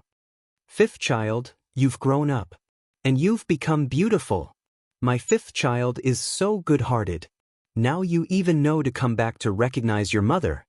Luana, who had been silent, finally spoke. We should go to the hospital first. Lee Inouye said, My 5th child is really my daughter. If you don't trust us and must go to the hospital, then let's just go. Eventually, everyone went to the hospital together. They had to wait for the results of the paternity test, which wouldn't be immediately available. That evening, upon the enthusiastic invitation of Wang Qingshan and Lee Inouye, Adele and her grandparents stayed for dinner. All 3 sons and the daughter of Wang Qingshan and Lee Inouye also came back. Jonathan observed carefully. Although the Wang family's living conditions were not good, the couple still offered the best they had to host them. The meal had fish and meat. According to Jonathan's understanding, ordinary families currently could only afford to have meat on festive occasions. It seemed they truly attached great importance to Adele, their long-lost daughter. After dinner, Wang Qingshan and Lee Inouye personally escorted the 3 to the inn. After returning home, the eldest son Wang Li said, Mom and Dad, I remember that our little sister had a birthmark the size of a bowl on her face, but that child raised by foreigners doesn't seem to be our little sister, right? The Wang family indeed had a young daughter who was abandoned, not because they couldn't afford to raise her or because of other reasons, but because this young daughter had an ugly birthmark on her face. If you find any errors, ads pop up, ads redirect, broken links, non-standard content, etc., please let us know reports so we can fix it as soon as possible. Chapter 11:16 Appraisal Result. They are biological sisters. _2. She is your little sister, Lee Inouye said after taking a sip of water, her tone full of conviction. The second son, Wang, said, I also remember that our little sister had a scar on her face. The third son, Wang Jia, nodded as well. Lee Inouye continued, From today on, forget about the scar on your little sister's face, and don't mention it to anyone else. Your mother is right. said Qingshan. That girl, what's her name, Adele, is your little sister. Honey, what's that girl's name again? Li Yingyue replied, her name is Adele. Qingshan nodded, yes, Adele. Why though? Wang Yi frowned slightly, she clearly isn't our little sister. This is unfair to the real little sister. Li Yingyue explained, this Adele has been raised overseas since she was young. I've heard that the people who raised her were those two old men and old women. They are capitalists in a foreign country, also known as entrepreneurs. They have about a dozen factories in M country, with total assets of several billion yuan. If Adele becomes your little sister, maybe in the future, they can each appoint one of you 4 siblings as a CEO, and you can work in an office. All you'd have to do is count money every day. Li Yingyue wasn't a fool. Those foreigners were trying to conspire against her, but they weren't cunning enough. They were using her, but wasn't she also using them? Once they claimed Adele as their daughter, they wouldn't have to worry about the rest of their lives. Upon hearing this, Wang Yi widened his eyes. My God! Adele's family is so wealthy? That's right. So, from now on, Adele is your sister, and you are her real brothers and sister. If you have nothing else to do, visit Adele more often and cultivate the sibling relationship.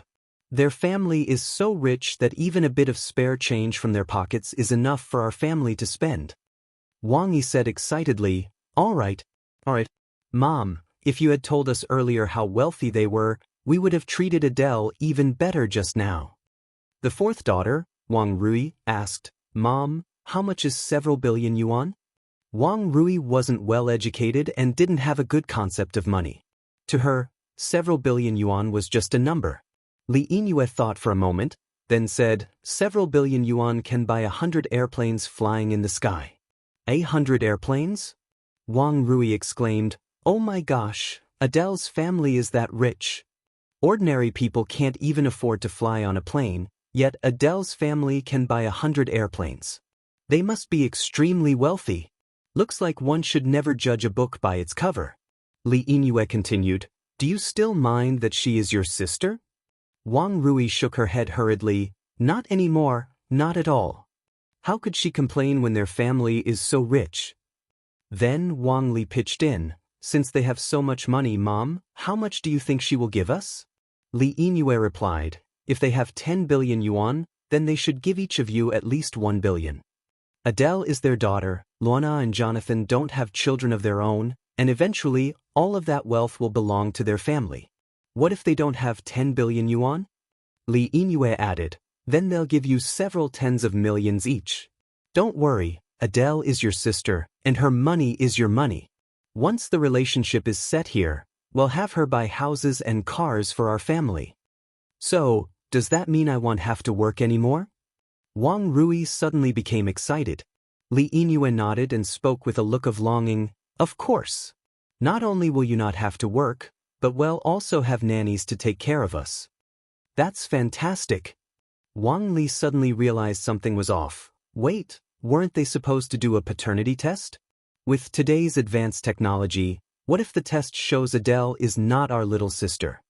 This Adele wasn't really their child, and Wang Li found the matter to be rather mysterious. Li Yingyue smiled and replied, you don't need to worry about that, someone has already arranged everything. Wang Li asked, Mom, what's really going on here? He couldn't help feeling that Adele's arrival was too abrupt, and besides, why would their parents post a notice searching for their daughter? None of this seemed to make sense. If you find any errors, ads pop up, ads redirect, broken links, non-standard content, etc., please let us know reports so we can fix it as soon as possible. Chapter 11-17 Appraisal Result. They are biological sisters. _3. Li Yingyue continued, there are some things you don't need to know too clearly, you just need to wait peacefully for the wealthy days ahead. Wang Qingshan nodded in agreement. Your mother is right. Hearing this, the children did not ask further. Meanwhile, at the inn, Jonathan asked Adele how she was feeling today. Adele replied, nothing special, but they were quite enthusiastic. She had known since she was a child that she was adopted by her grandparents and had never met her real relatives.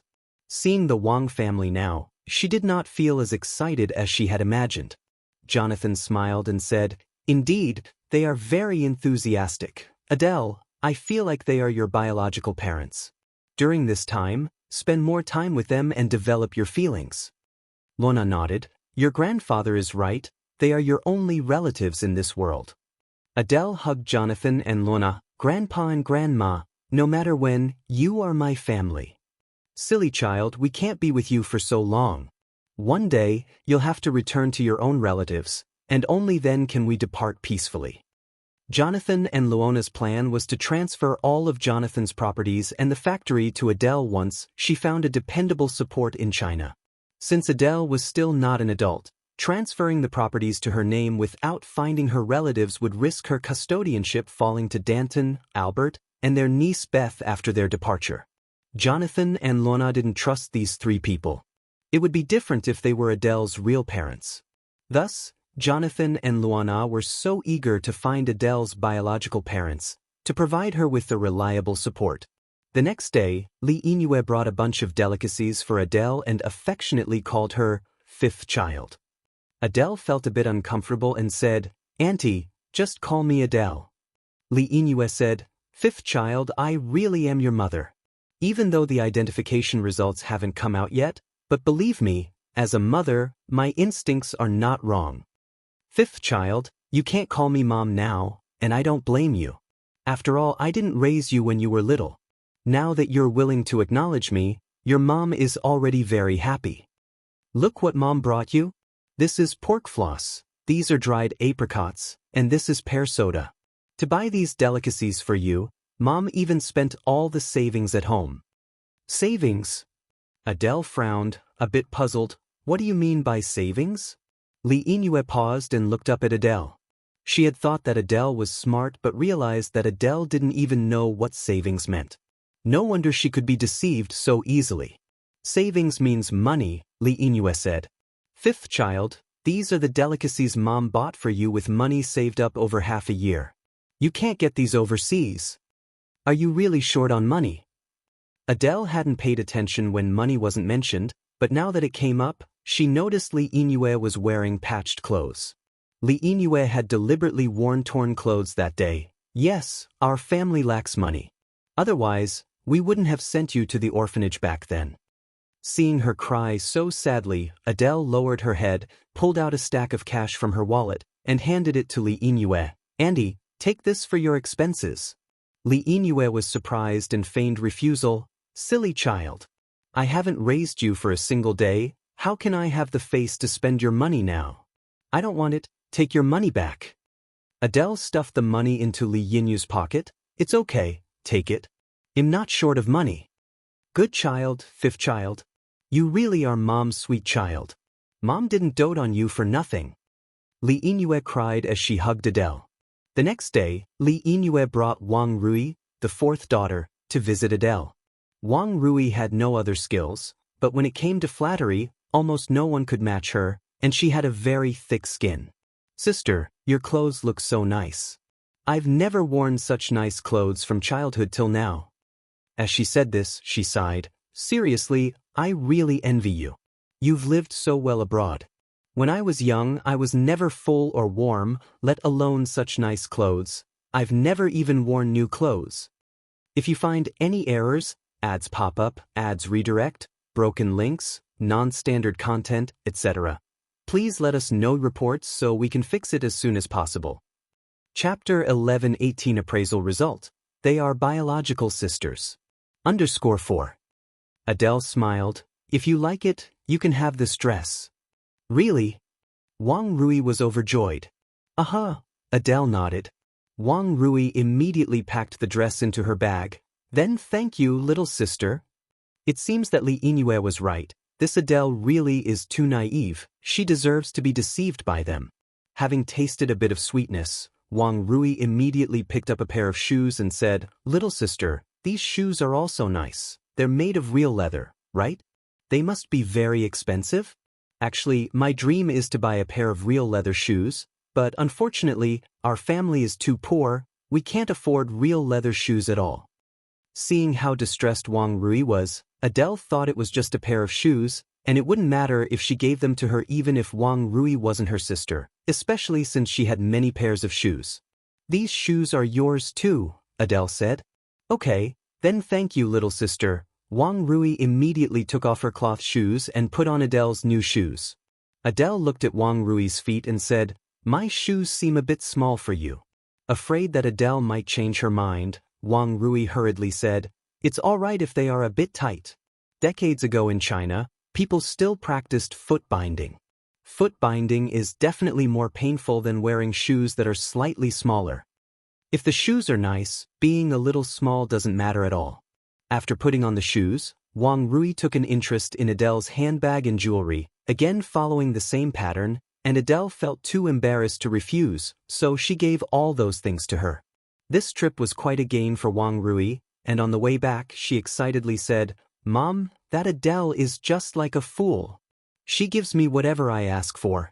Let's come back again tomorrow. Li Yingyue said, Tomorrow in bringing your eldest sister-in-law and second sister-in-law over, it wouldn't be fair if you were the only one to benefit. Hearing this, Wang Rui sighed with disappointment. If I knew this would happen, I would have asked for more today. Li Yingyue smiled and said, Don't worry, Adele will be your sister from now on. There will be plenty of opportunities in the future. Wang Rui nodded. Yeah, that makes sense. The next day, Li Yingyue indeed brought the eldest and second daughter-in-law to visit Adele. The two daughter-in-laws, having heard that their younger sister-in-law Wang Rui took home quite a bounty yesterday, did the same today. Oh my, fifth little sister, your watch is so beautiful. Fifth little sister, your necklace is really nice. I've never worn such a beautiful necklace in my life. Fifth little sister, your bag is also pretty. Adele was so bothered she ended up giving those items to them as well. In the following days, Li Yingyue came almost every day, and every time she left with quite a few things, even not sparing facial skincare products. At night, Adele said with some frustration, Grandpa, Grandma, how much longer will it take for the appraisal result? Jonathan said, About another month or so, these things can't be rushed. Adele nodded. Time flew by, and in the blink of an eye, a month had passed. Today is the 18th day of the 6th lunar month, also the day Mo Baichuan and Zhao Jingrong get married. To give Zhao Jingrong a grand wedding, Mo Baichuan had been preparing for more than 4 months, even arranging for over 20 wedding cars and hundreds of thousands in betrothal gifts, booking the largest wedding hotel in Beijing. At today's wedding, all the big shots of Beijing were present. Xiao Yingying was very excited. Cousin, Mr. Mog is coming today, right? Mo Baichuan glanced at Xiao Yingying helplessly and shook his head. He had said many times that he didn't know Mr. Mog, but Xiao Yingying seemed not to understand. Seeing Mo Baichuan not speaking, Xiao Yingying became even more excited. Mr. Mog will come, right? I knew Mr. Mog would certainly come. Zhao Jingrong, standing next to Mo Baichuan, curled her lips slightly. Xiao Yingying could never have dreamed that the Mr. Mog she was obsessed with was standing right next to her. But from today onward, Mr. Mog would belong to her. Completely belong to her. From now on, she would be the most conspicuous woman in Beijing. At the wedding, the guest list was extensive, but Mo Baichuan looked around for a while and did not find Ni Yang. Did Ni Yang dare not come, or has she gone behind the scenes to cause trouble? Definitely gone to cause trouble. After all, the person Ni Yang cares about is him, and the person she wants to marry is also him, so Ni Yang would certainly not let today's wedding go smoothly. If you find any errors, ads pop up, ads redirect, broken links, non-standard content, etc., please let us know reports so we can fix it as soon as possible. Chapter 11-19 Appraisal Result. They are biological sisters. _5. Mo Baichuan squinted his eyes, a confident gleam passing through his gaze. Soon, Mo Baichuan finally caught sight of Ni Yang. She was dressed in a jade green cheongsam, hooking her arm on Mo Kishin's, slowly walking their way. The glazed clasp at her chest quivered with her steps, resembling ripples on water, captivating and enchanting. Looking at Mo Kishin by her side, dressed simply in a white shirt and black suit pants, his aura was unapproachable. His sleeves were rolled up to his elbows, revealing a stretch of strong, fair arms, one hand in his pocket while the other gently wrapped around Ni Yang's waist. Although he is known in Beijing as a good-for-nothing, at this moment, their heavenly appearance brightened everyone's eyes.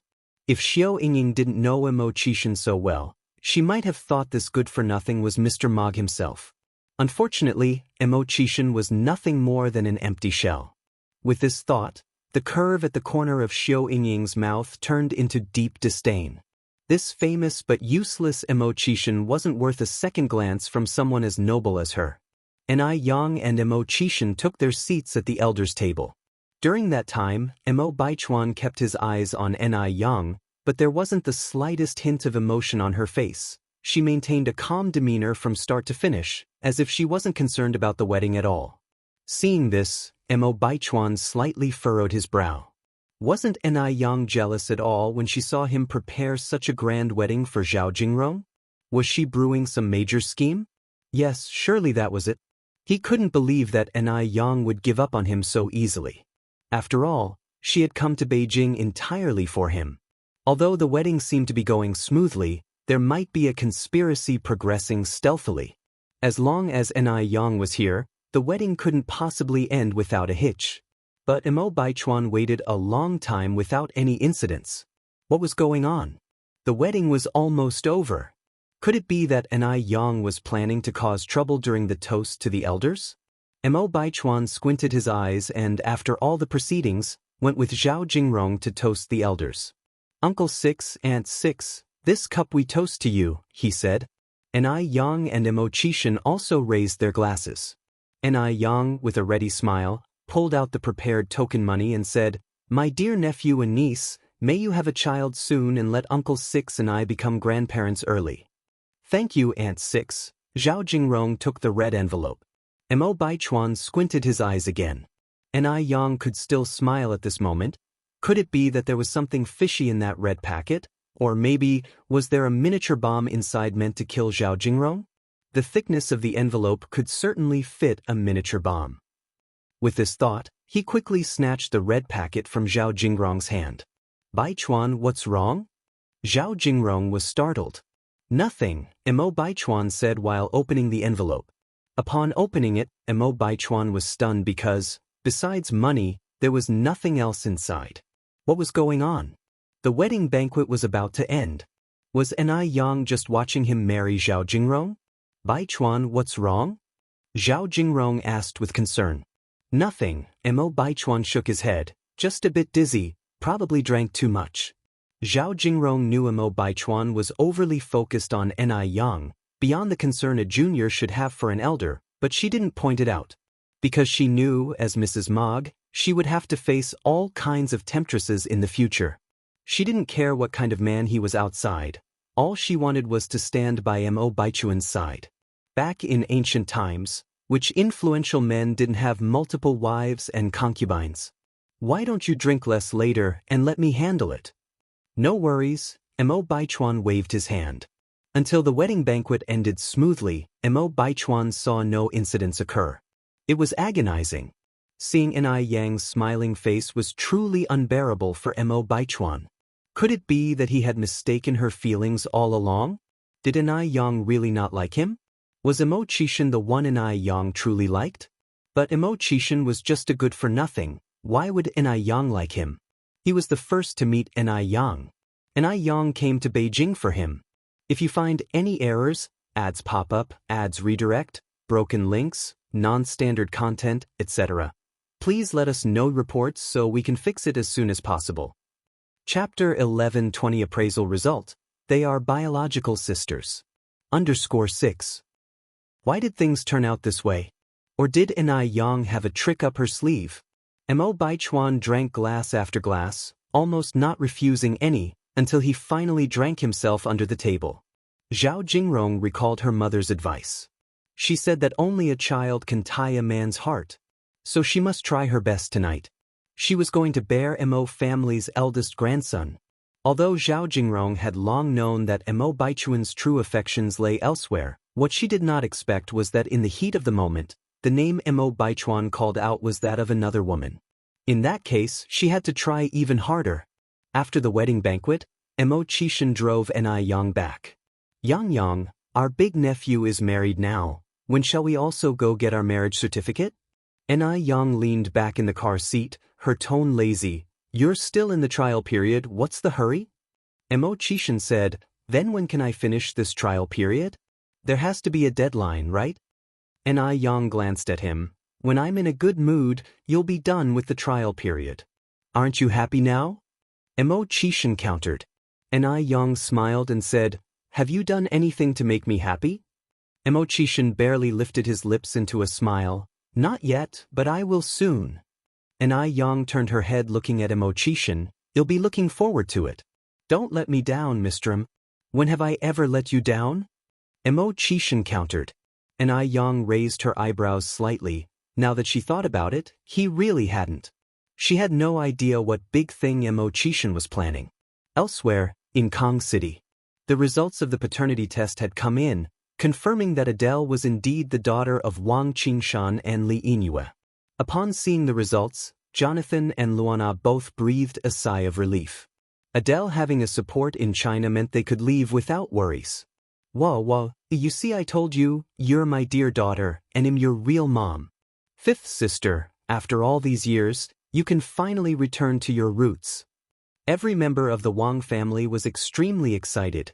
Who wouldn't be thrilled to find a walking golden mountain? Wawa, now that it's confirmed you're a daughter of our Wang family, are you going to move back in and live with us? Wang Qingshan said. Li Yingyue immediately nodded in agreement. Of course, Wawa, you've been separated from mom and dad for so many years. Now that mom and dad have finally found you, you should stay by our side and let us take care of you. To make up for all those lost years. Adele was somewhat overwhelmed.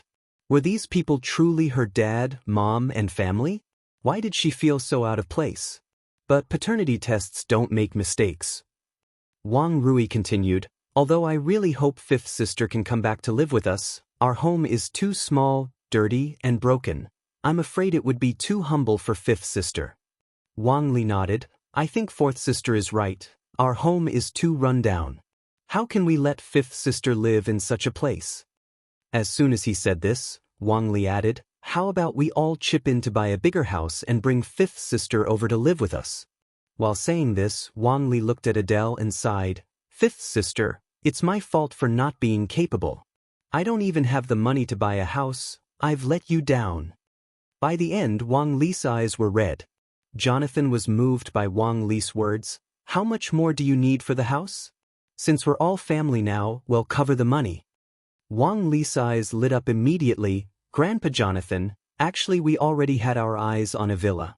There are many people in our family, only a villa would fit us, but the villa is really too expensive. How about you just buy us a regular residential house we can squeeze in, just as long as it's not too shabby for Wawa? How much is needed for the villa? Jonathan asked. Wang Li hesitated. A lot, about 100,000 or so. 100,000 was but pocket change to Jonathan. Jonathan smiled. No problem, let's go make the payment now. Wang Li was over the moon. He hadn't expected Jonathan to agree so readily. This capitalist sure was different. The family arrived at the sales office, and Jonathan immediately picked out a villa over 1,000 square meters. Wang Qingshan and Li Yingyue were ecstatic. They were just ordinary workers and never dreamed that they would be able to live in a villa in their lifetime. Among the happy were Jonathan's 3 nieces and nephews.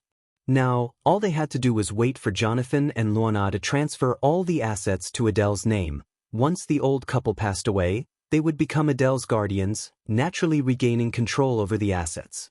As for Wang Qingshan and Li Yingyue, they had no blood relation to Adele. Legally, their relationship could not be recognized. The Wang family was like a bottomless pit, asking for houses then cars, finishing with cars then asking for drivers, also wanting a nanny, their demands ever growing, completely unabashed. In just a few days, the family of 6 lived like nobility.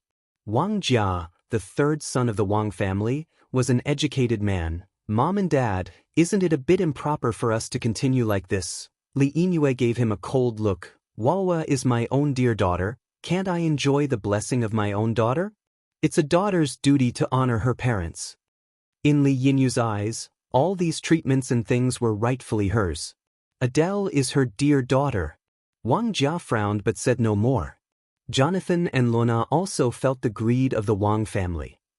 But no matter how greedy they were at least better than their nieces and nephews. After all, they were Adele's biological parents and wouldn't do anything to hurt her. Greed wasn't a big problem as long as Adele had a support system in China. After the wedding, Emo Chishan stayed in China instead of going abroad.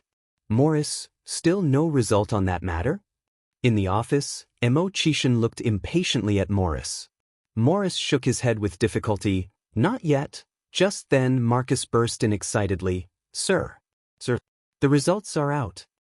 How is it? Emo Chishan looked up. Marcus held the document in his hands. You guessed right. Miss Adele is indeed Miss NIS' long-lost sister.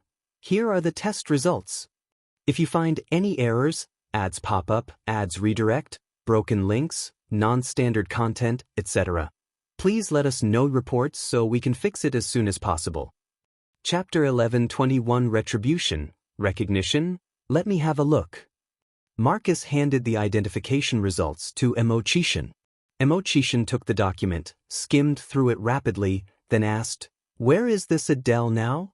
Arcas continued, They are now in Kong City. Marcus took the opportunity to explain the situation of Adele's 3 cousins. Emo Chishan nodded slightly, Okay, I got it. After saying that, Emo Chishan rushed out with the identification results in a hurry. The weather was nice today, so Ni Yang also joined the flower planting team. When Emo Chishan arrived at Jinghua village, Ni Yang was waving a hoe, fertilizing the wild roses. Yang. Brother Emo, why are you here? Ni Yang slightly looked up, her already pale forehead almost translucent under the sun, with the bright sunlight behind her. Emo Chishan was briefly stunned, then jogged over. Yang, I have some good news to tell you. What good news? Ni Yang raised her eyebrows slightly. Emo Chishan said, Something that will make you very happy. At this, Ni Yang suddenly remembered, this man had promised her a surprise half a month ago. Let's hear it. Emo Chishan handed the document he was holding to Ni Yang. Open it and see. What is this? Ni Yang puzzled as she opened the document. Upon seeing the content of the document, Ni Yang's usually calm face gradually turned into surprise, and she hugged Emo Chishan excitedly. Oh my God. Brother Emo, you aren't joking with me, are you? Do I look like someone who wouldn't take this seriously? Emo Chishan held Ni Yang and spun her around on the spot. Put me down quickly, I need to tell my mom this good news. Emo Chishan released Ni Yang. Ni Yang, holding the document, ran into the house. Mom. Your mom is at the factory, Yang. What's making you so happy? Grandmother Zheng smiled as she walked down the stairs. Ni Tsuehua was now a career-oriented woman, spending at least 7 to 8 hours in the food factory every day. Her factory now produces not only spicy sticks but also Heiqing specialty snacks, which are very popular in the market. Ni Yang said, Grandma, Brother Emo helped me find my 3rd sister. Upon hearing this, Grandmother Zheng was stunned. What? Ni Yang repeated, Grandma, we found my 3rd sister. Oh my goodness. Really? Grandmother Zheng was both shocked and delighted. Really? Ni Yang nodded, handing the document to Grandmother Zheng. Look, this is the identification result. Grandmother Zheng took the document, her hands trembling. Found it. Really found it. Where is your 3rd sister now? Grandmother Zheng continued to ask. Ni Yang looked at Emo Chishan. Brother Emo, where is my 3rd sister now? Emo Chishan said, She is currently in Kong City. Kong City? Grandmother Zheng continued. Kong is over 300 miles away from here. 6th, how did you find this child? Meanwhile, Grandmother Zheng was also worried, wondering if this child might end up like Wu Yenyun, ultimately leading to hostility, which would be unfortunate. Emo Chishan went on to say, the 3rd sister, Adele, was adopted by grandparents in M country since childhood and came back to the country 2 months ago to look for relatives. Emo Chishan succinctly explained the situation. Upon hearing this, Grandmother Zheng breathed a sigh of relief. Then we need to hurry to Kong City to authenticate the child. Absolutely must not let that family deceive her. I'll call my mom and dad now. Then I'll quickly spread this good news to your grandfather and your grandmother. After receiving the call, Anitsuehua rushed back from the factory, her eyes red with excitement. Yang, you're not joking with your mom, are you? Xiaomo really found your third sister? Yang nodded. Really? Anitsuehua continued. That's great. Really great, Xiaoma, thank you for caring so much about our family. Emochishin smiled. We are all family, aunt, you're being too formal. Anitsuehua wiped away tears excitedly. Right, we are all family. Yang continued. Brother Emo said that third sister Adele in Kong City mistakenly recognized the wrong parents. We need to hurry over and bring her back. Grandfather Zheng and grandmother Zheng said, we are going too. Shengguan Dehui said, Dad, Mom, you are older, a long journey might be too taxing on your bodies. If you find any errors, ads pop up, ads redirect, broken links, non-standard content, etc., please let us know reports so we can fix it as soon as possible. Chapter 11:22 Retribution, Recognizing Each Other _2. Yang smiled and replied, My dad is right, Grandpa and Grandma, there's no need for you to go. Mo and I will just follow them over. Hearing this, old Master Zheng had to abandon the idea. All right then, go early and return early. Your grandma and I will wait for you at home. Okay. Yang nodded. Kong City is 300 kilometers from here, you can drive there, no need to take the train. Without delay, they quickly packed a bit and set off for Kong City. At this time there was no traffic jam, the road was clear, and they arrived at Adele's current residence, a villa, in about 3 hours. The door was opened by a nanny. Hello, may I ask who you're looking for? Does Adele live here? Yang asked. You're looking for Miss Adele, she's not at home right now, the nanny replied. Are Mr. Jonathan and Mrs. Luana at home? Yang continued. The nanny was just about to reply when a young man walked out from inside the villa. Who is it? The young master, they're looking for Mr. Jonathan and Mrs. Luana, the nanny turned around and respectfully said. This young master was the Wang family's eldest son, Wang Li. Wang Li looked at the people standing outside with disdain and said, This area is a high-class villa district. Mr. Jonathan and Mrs. Luana are not people that you poor folks can just expect to meet on a whim. You should look in the mirror and see what you even look like. Wang Li had been an ordinary worker before, and now that he was finally above others, of course, he wanted to display his authority.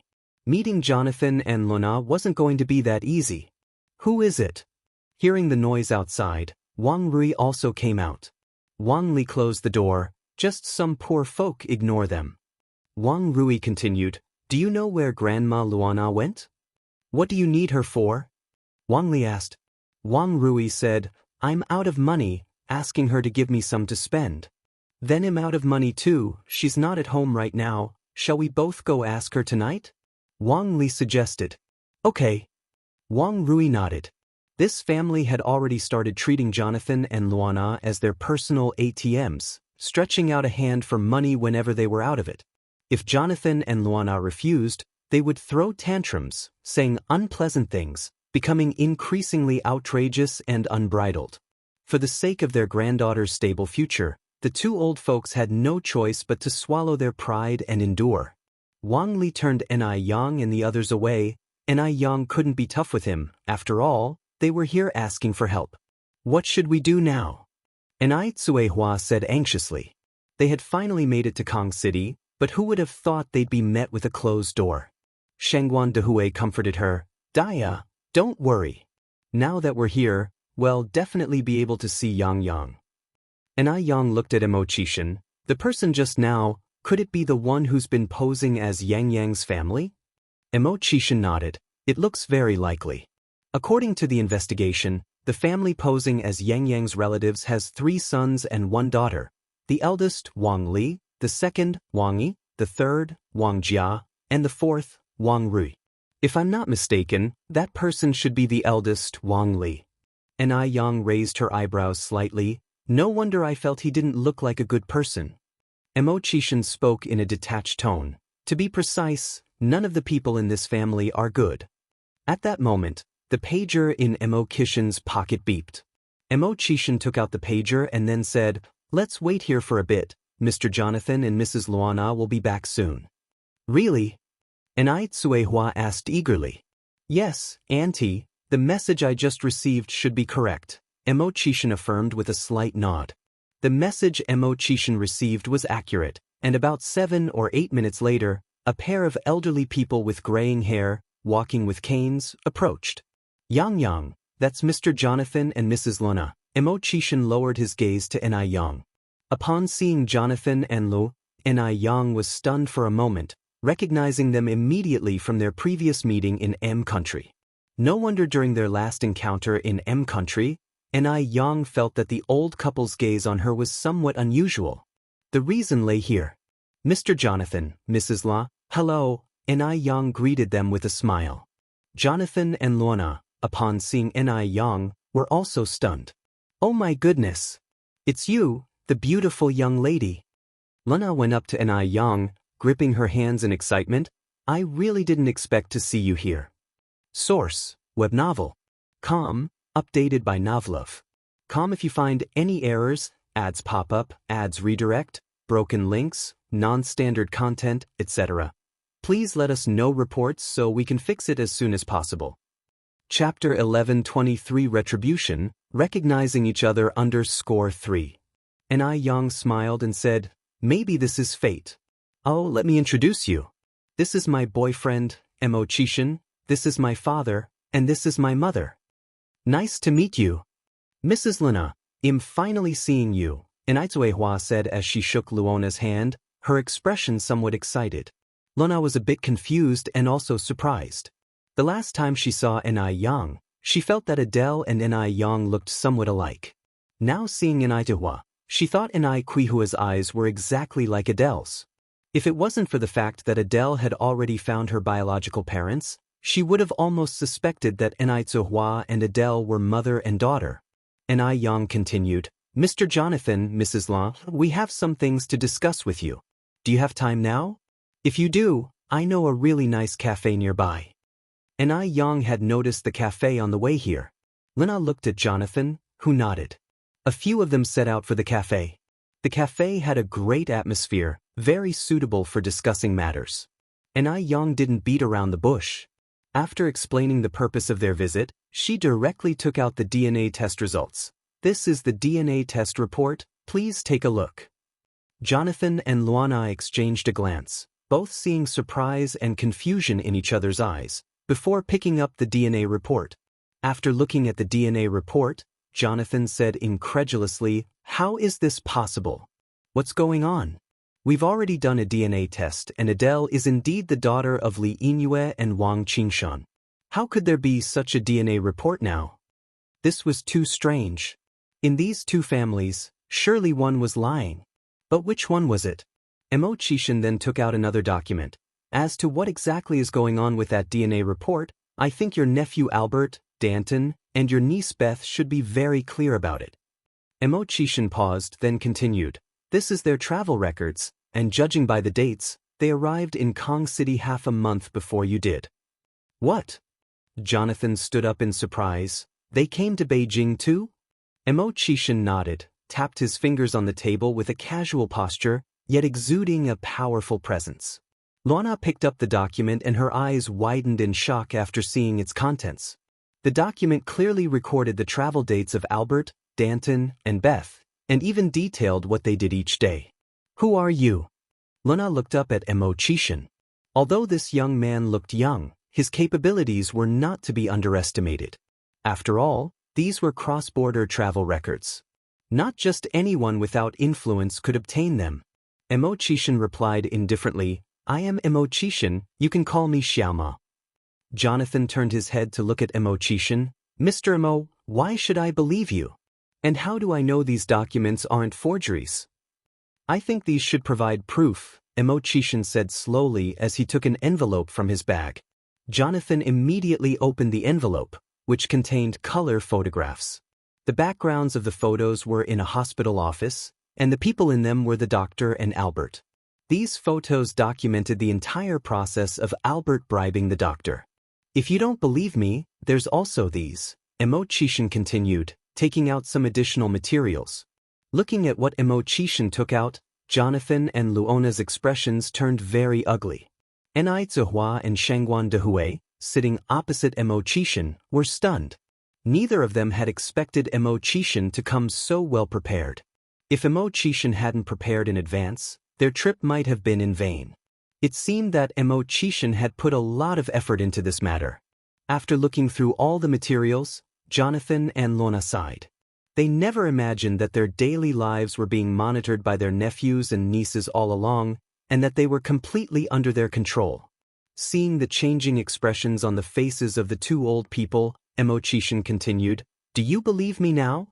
We believe, Jonathan nodded.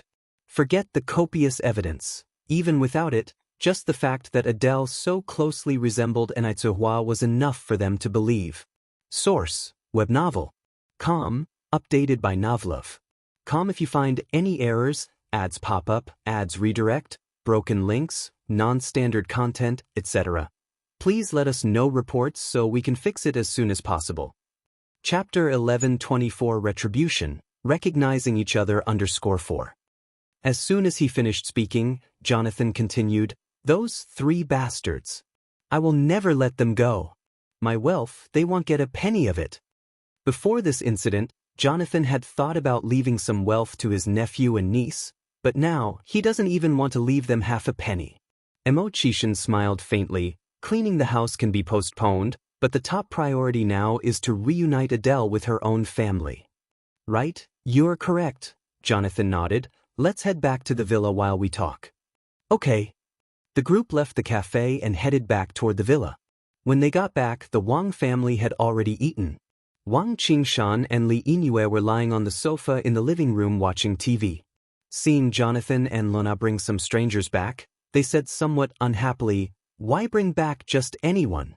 Our home is not some refugee shelter. Also, we have already eaten. You can check the kitchen to see what's there and find something to eat by yourselves." Now, Li Yingyue was not afraid of Jonathan and Lu, because she is Adele's biological mother. If Adele wanted to have a support in China, she must please them. 3 sons and a daughter of the Wang family came over from the other side, stretching out their hands asking Jonathan and Luona for money. Wang Li, seeing Ni Yang and the others, suddenly felt they looked familiar and squinting his eyes said, "Why, it's you again? How did you get in again? Weren't you told to scram? Is this a place for you to come? The ones who should scram are you." Jonathan, unable to bear it anymore, slammed the table. "What did you say?" Li Yingyue suddenly jumped up from the sofa, jumping 3 feet high, and said excitedly, "You tell us to scram? Adele is our biological daughter. You have no right to tell us to scram." Jonathan angrily said, "Liars. All of you liars. Do you really think I don't know the truth? But. I'm here." Mark ran over. Jonathan continued, "Call the police.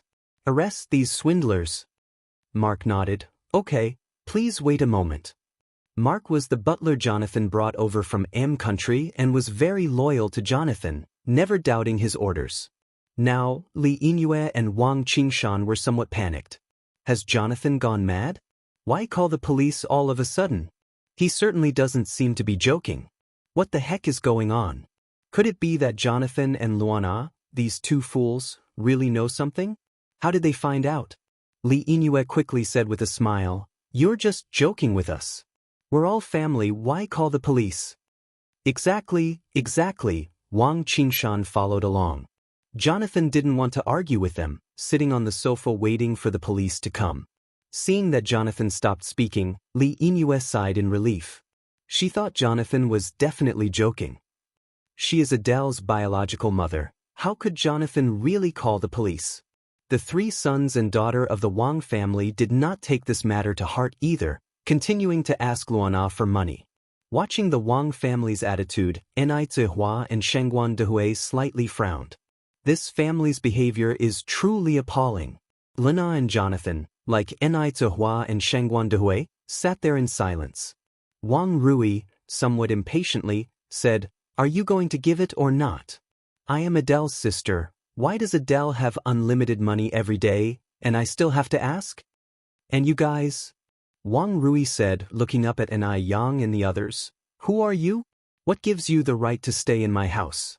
Get out quickly, or don't blame me for being rude. Just then, the sound of a siren blared outside. Who called the police? A police officer in uniform came in from outside. It was me. Jonathan stood up from the sofa. Please arrest these swindlers. Now, Li Yingyue, Wang Qingshan, and their 3 sons and daughter completely panicked. No, officer. We are not swindlers. We really aren't. Li Yingyue directly sat down on the floor, creating a scene. My 5th baby, someone is bullying your biological mom, why aren't you coming back? But creating a scene was ineffective against the police. After understanding the facts and seeing the evidence provided by Mo Qishan, the family was taken to the police station. Jonathan and Luana, as victims, also went to the police station, but they arranged to meet Enai Yang again tomorrow afternoon. Source: web novel. Com, updated by Novlov. Com if you find any errors, ads pop up, ads redirect, broken links, non-standard content, etc. Please let us know reports so we can fix it as soon as possible. Chapter 1125 Retribution, Recognizing Each Other _5. The next afternoon, Enai Yang and Mo Qishan arrived at the villa on time. Adele had already come back. The moment she saw Adele, Enai Qihua's eyes turned red. Enai Yang was also somewhat stunned, as Adele and Enai Zihua resembled each other at least 50%. Lina personally introduced Adele. Adele, this is your biological mother, this is your mother's second husband, this is your sister Enai Yang, and this is your sister's boyfriend Mo Qishan. After these days spent with the Wang family, Adele felt a bit resistant towards her family members. She feared that these family members would be as insatiable and greedy as the Wang family. Upon learning that the Wang family were not her real relatives, Adele was greatly relieved, but when she heard that another group claiming to be her family had come searching for her, Adele was anxious again. She had discussed it with her grandparents last night, that if this family resembled the Wang family, they would immediately return to M country and consider other options. Hello. Adele greeted politely with a bow. Hello, child, your name is Adele, right? Enai Zuehua, with tearful eyes, took Adele's hand. Yes. Adele nodded. Child, I thought I would never see you in my lifetime. After Wu Yanyan's matter, Enai Zuehua had been very sad and distressed, feeling guilty that she hadn't protected her daughters well, and now being able to reunite with her 3rd daughter, Enai Zuehua was truly very happy. Very happy? Mom, don't be sad, we've found our youngest sister now, haven't we?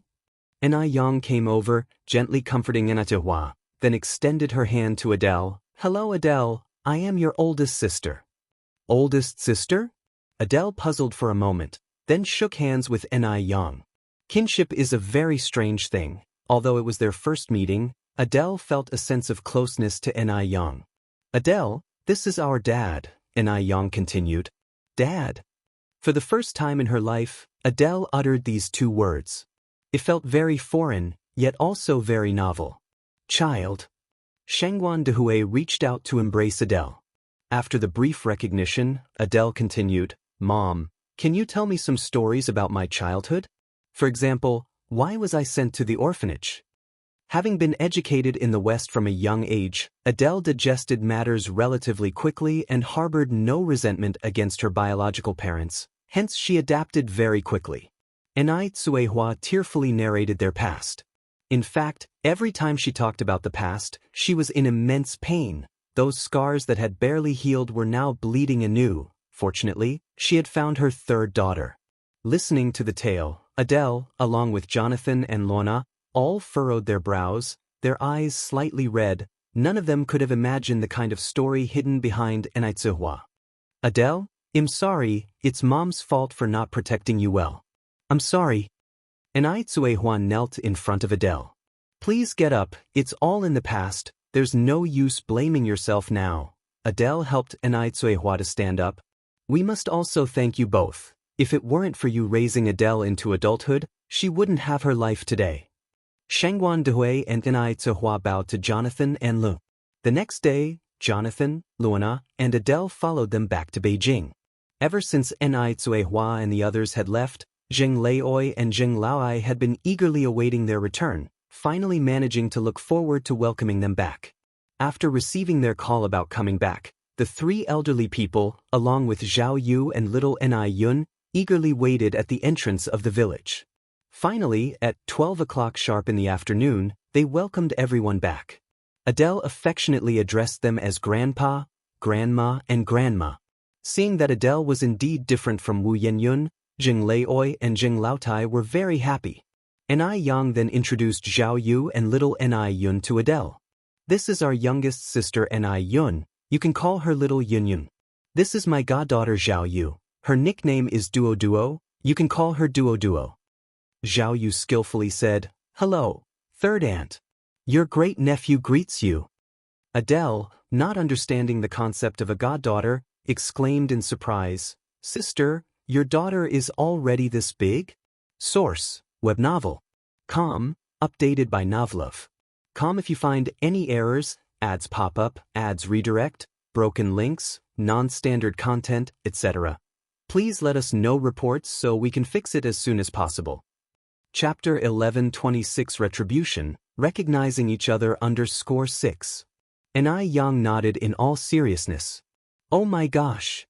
Adele covered her mouth tightly, "This is just too incredible." Little Ni Yun looked up at Adele, "Are you my third sister?" "Oh my gosh. Little Yunyun, you are really so cute." Adele bent down and picked up little Ni Yun. Little Ni Yun was another sweet talker, and she also knew a little bit of simple English. She made Adele very happy in no time at all. So far, Adele was fairly satisfied with her family, just wondering if anything would change in the future. After all, the Wang family had been very nice to her at first too. Entering the Ni family's small courtyard, Adele couldn't help but exclaim in surprise. Because the courtyard was really so beautiful. She had never seen such retro architecture before, and those two rose walls in full bloom were also very pretty. Jonathan and Luana were also full of amazement. Once inside the house, old Mrs. Shangguan brought out the food that had been prepared in advance to welcome them. Everyone had been riding in the car since morning, hardly eating anything in between, so now that there was delicious food, everyone ate with great gusto. "Oh my gosh! This steak is so delicious! And this soup is really good too." Back in Kong City, they had never had such tasty Chinese food. After the meal, Anisahua handed Luana a passbook. "Adele, this is the money Mom has saved for you over the years, you keep it well."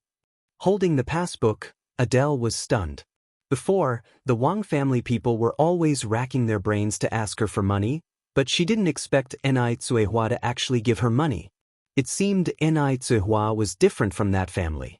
Adele lowered her head to look. There was quite a bit of money in the passbook, a 7-figure amount. "Mom, I have money, I can't take this."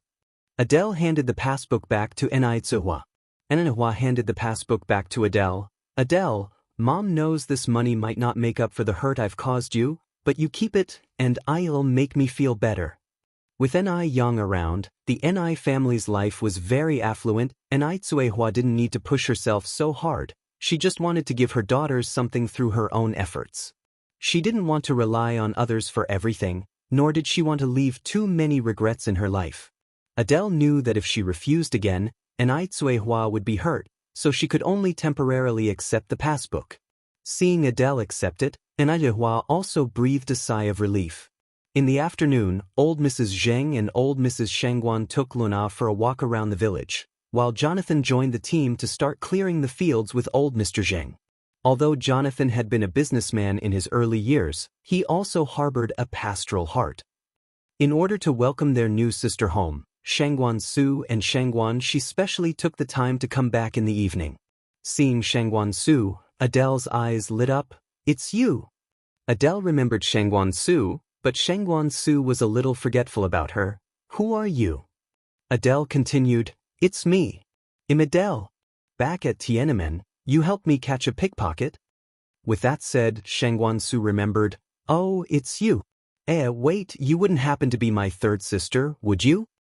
Ni Yang said with a smile, Big brother, you and Adele already know each other?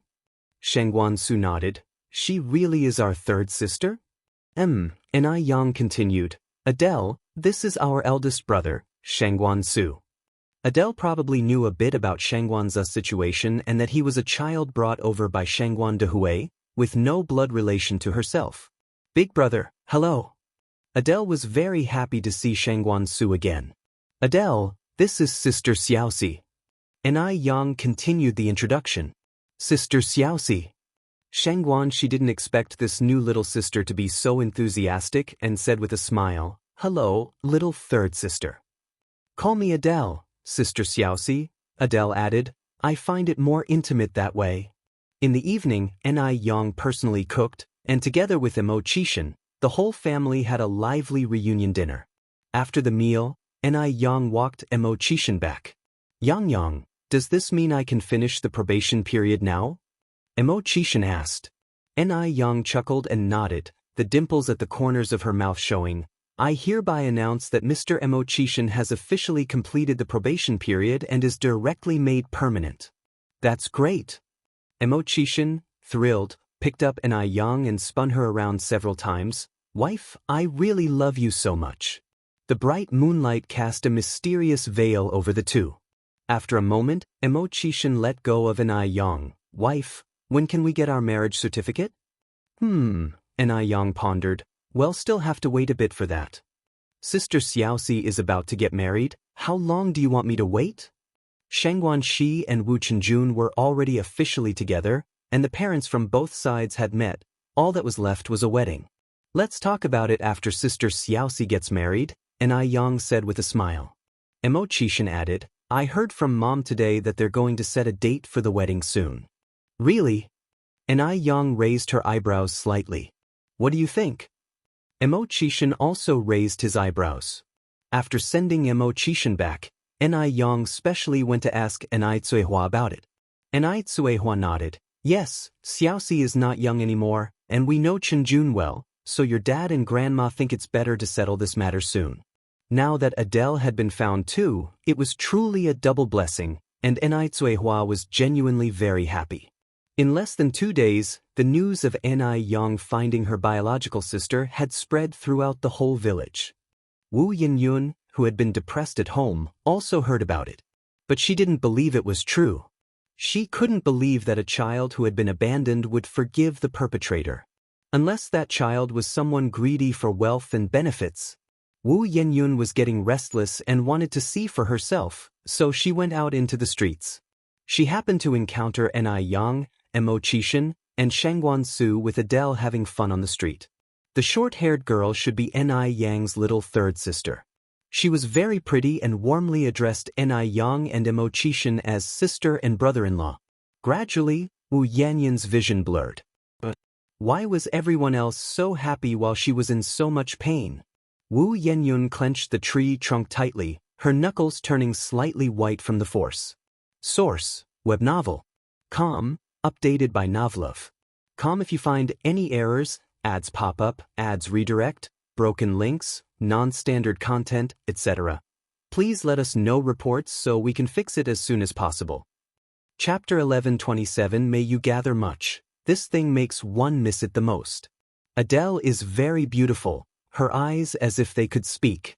There was a time when she also had a pair of equally beautiful eyes. Now what? She didn't know when it started, but she had turned into this neither human nor ghost figure. Her great youth and bright future were all ruined by Yang and the Ni family. If it were not for Yang and the Ni family, she would definitely not have ended up like this. It's all their fault. In her childhood, they abandoned her. When she grew up, they personally destroyed her. Wu Yanyun's shoulders shook violently, devastated by grief. She didn't understand, why did Adele so easily forgive the Ni family and Yang? Can abandonment also be forgiven? Is Adele eyeing the Ni family's wealth? After all, the Ni family is extremely wealthy. Wasn't it Yang, after all, who coveted the Ni family's wealth and thus concealed her true identity for so long? If Adele isn't after the Ni family's wealth, then she must have been deceived by Yang. But she can't let Adele be deceived by them. Why should she be the only one suffering so much? No way, she must expose the true nature of the Ni family in front of Adele. Wu Yinyun narrowed her eyes. Although Adele had passed through Beijing when she went to Kong City last time, she was in a hurry and only visited Tiananmen and the Great Wall. This time, Ni Yang and Mo Qishan took her to Wangfujing and Nanluoguxiang. Nanluoguxiang is the oldest street in Beijing, where you can see many ancient buildings that are magnificent and awe-inspiring. Standing at the entrance of an alley in Nanluoguxiang, Ni Yang set the camera to automatic mode. How about the four of us take a photo together? Yes, yes. Adele nodded eagerly. During the photo, Adele naturally stood next to Shangguan Su and hooked his arm, a radiant smile blooming on her lips. Westerners are generally more open, and Shangguan Su didn't think too much of it. However, Ni Yang noticed Adele's little scheme. Every young girl experiences the blossoming of first love. Shangguan Su was handsome and had previously played the hero to save the beauty, so it was normal for Adele to fancy Shangguan Su. Let's split up for now. Mo and I will go this way. Brother, you take Adele that way and we'll meet up for dinner at Gus Tianxiang. How about that? Ni Yang suggested. Hearing this, Adele was ecstatic. She almost shouted, "Long live sister." Yes, yes. Mo Qishan sensed the trickery at play, took Ni Yang's hand and said, "Then Ni Yang and I will head this way." Then we'll go this way. Adele pulled Shangguan Su towards the other direction. This was Adele's first time seriously shopping, and she curiously inspected everything she saw. Before long, Shangguan Su's hands were full of little trinkets. Folk art candy, candied hawthorn, donkey rolls, ai wo-wo. What's that over there? It looks so tasty. Adele approached a stall, swallowing her saliva. That's doji, a specialty of Beijing, not found elsewhere. It's quite an acquired taste, not everyone appreciates it, Shangguan Su said. Why? Adele was curious. Doji is fermented, with a very unique and somewhat strange taste, so not everyone likes it. Many outsiders can't even swallow a mouthful of doji. But I see them enjoying it. Adele followed behind, gulping. Shangguan Su smiled. I advise you not to try it, you might not have time to vomit it out. However, due to curiosity, the more Shangguan Su said that, the more Adele wanted to try. Is that stuff really that unpalatable? But I want to give it a try. Adele tugged at Shangguan Su's sleeve. Shangguan Su smiled. Then let's give it a try. The two sat down at the stall, ordered 2 portions of doji, and some snacks. Due to many customers, the service was a bit slow. Under Adele's eager anticipation, the 2 portions of doji were finally brought to the table. The doji was dark green in color and smelled sour and stinky, causing Adele to reflexively cover her nose. This smell is really unique. Shangguan Su smiled faintly. See, I told you, doji is not for everyone. Maybe it's like stinky tofu, smells bad but tastes good. She enjoyed stinky tofu immensely, so why fear a small bowl of doji? She couldn't let Shangguan Su underestimate her. Source, web novel. Com, updated by Novlove. Com if you find any errors, ads pop up, ads redirect, broken links, non-standard content, etc. Please let us know reports so we can fix it as soon as possible. Chapter 1128 May you gather much. This object most evokes longing under Su. Adele took a big gulp of the soybean juice. This taste. It's indescribably unique. How should I describe it? It feels like drinking a bowl of sour, spoiled dishwater. Shangguan Su kicked the trash bin over to Adele's side. If you're not used to it, just spit it out. No need to force yourself. Spit it out? She wouldn't do that. If Shangguan Su can drink it, why can't she? Adele swallowed the soybean juice in her mouth and gave a thumbs up. Delicious. Really? For real? Shangguan Su was somewhat incredulous. You can get used to this taste? Yes. It's really good. Adele picked up the remaining soybean juice and finished it in one go. As she drank, her taste buds became numb. She drank too quickly and couldn't help coughing. Take it easy, don't choke. Shangguan Su stood up and gently patted her back. All done. Adele put the empty bowl on the table. Do you want another bowl? Sheng Wansu asked. Adele quickly waved her hands. No, no, just one bowl is filling enough for me. Sheng Wansu said with some surprise, I didn't expect you to get used to the taste of soybean juice. Many of my colleagues from other places can't stand it. Adele said with a smile, I'm not picky. I'm easy to please. After finishing the soybean juice, the two of them went to other places to have fun. At noon, the four of them assembled at the entrance of National Beauty. It was Adele's first time at National Beauty, and as soon as she entered, she was amazed. Oh my God! Is this a place to eat? It's so beautiful! What kind of clothes are they wearing?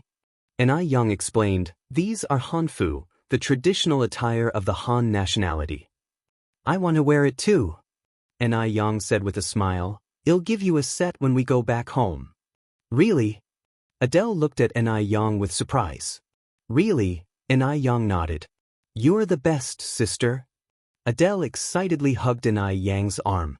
The four of them went up to the third floor of National Beauty, and Adele was once again full of emotion at the stunning view of the third floor. Actually, before returning to China, her impression of the country could be summed up in 3 words. Dirty, chaotic, broken. After returning to China, she realized what the substance of a country was. A country with profound cultural heritage, no matter how battered by storms, war and smoke, stands tall, endlessly charming. This spirit, this substance is something that Western countries don't have. Anai Yang ordered a lot of dishes. First came the pre-meal desserts. Exquisite mousse cakes, delicious double-skim milk, and refreshing sugarcane and pomelo dessert. Adele enjoyed them immensely, having never eaten such delicious desserts before. After the desserts, the main dishes started to come out. Not only were these dishes tasty, but the presentation and plating were top-notch. Sister, can I come here to eat again tomorrow? After eating, Adele asked somewhat reluctantly. Although the meals at the Ni family's home were also delicious, the limited kitchen tools at home couldn't make such delectable desserts. Every girl loves desserts, and Adele is no exception. Ni Yang nodded. Sure, but I might not have time to join you tomorrow.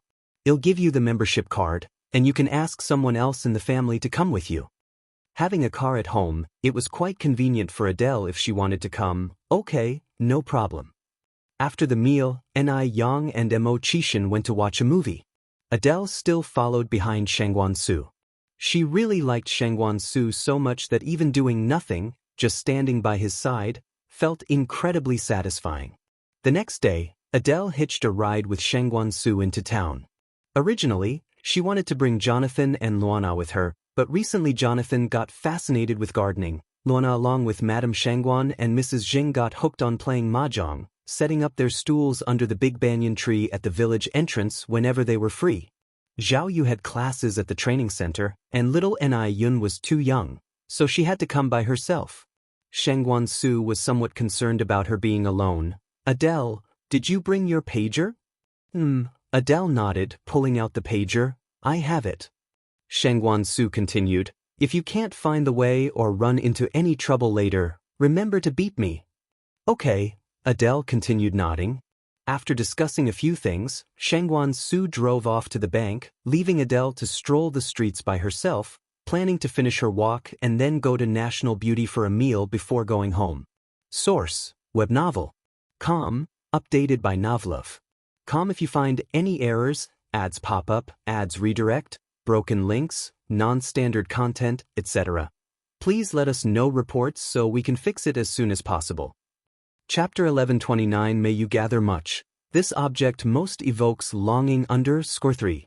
Wu Yenyun was worrying about not finding a chance to meet Adele alone, but unexpectedly, she ran into her on the street today. Wu Yenyun was very happy, ready to seize this opportunity to reveal the true faces of the Ni family in front of Adele. She lowered her head to straighten up her clothing before approaching to start a conversation. Hello. Adele was first stunned, then she replied, hello. Wu Yenyun continued, are you Ni Yang's sister, Adele? Do you know me? Adele was surprised. Wu Yenyun smiled. There's a tea house ahead, let's go have some tea. Adele, seeing that Wu Yenyun looked pretty and didn't seem like a bad person, nodded in agreement. Upon arriving at the tea house, Wu Yenyun ordered a pot of Longjing tea. This is Longjing tea, a green tea from China, very fragrant. I bet you've never tried it before? Adele replied, I have tasted it. My sister also brewed some before, but she made tiguanyin, which smells similar to this one. Sister? Hearing this word, Wu Yanyun's expression dimmed. Is your sister and I young? Yes. Adele nodded. Do you know my sister? Wu Yanyun took a sip of tea, looking up at Adele. Actually, I am also your sister. What? Adele's eyes widened looking at Wu Yanyun. A sneer curved on Wu Yanyun's lips. We are the same, both pitiful people abandoned by others. Pitiful? Adele frowned. I don't feel pitiful at all. Adele never felt pitiful. She was thankful for the people who appeared in her life. You were abandoned right after birth. Don't you think you are pitiful? Wu Yenyun looked incredulously at Adele. Adele shook her head. Not pitiful at all. What? Wu Yenyun furrowed her brows tightly, thinking Adele might be out of her mind. Pausing, Wu Yenyun continued, if you hadn't been thrown away when you were a child, you could have had a better life. All the hardships you've faced are because they threw you away. Adele remained unexpressive. Before she was 3 years old, she had lived in an orphanage. The orphanage had many children, and the director could not take care of every child personally. Later, she was taken back to M country by her grandparents. Her grandparents were very kind to her, treating her as their own, but initially, everything in M country was strange to her, especially the language barrier. Eventually, after overcoming the language barrier and starting school, she faced severe racial discrimination. To avoid being bullied, she trained hard in various combat skills. Was it tough? Definitely tough. But Adele never felt it was tough. She saw it as a test from fate.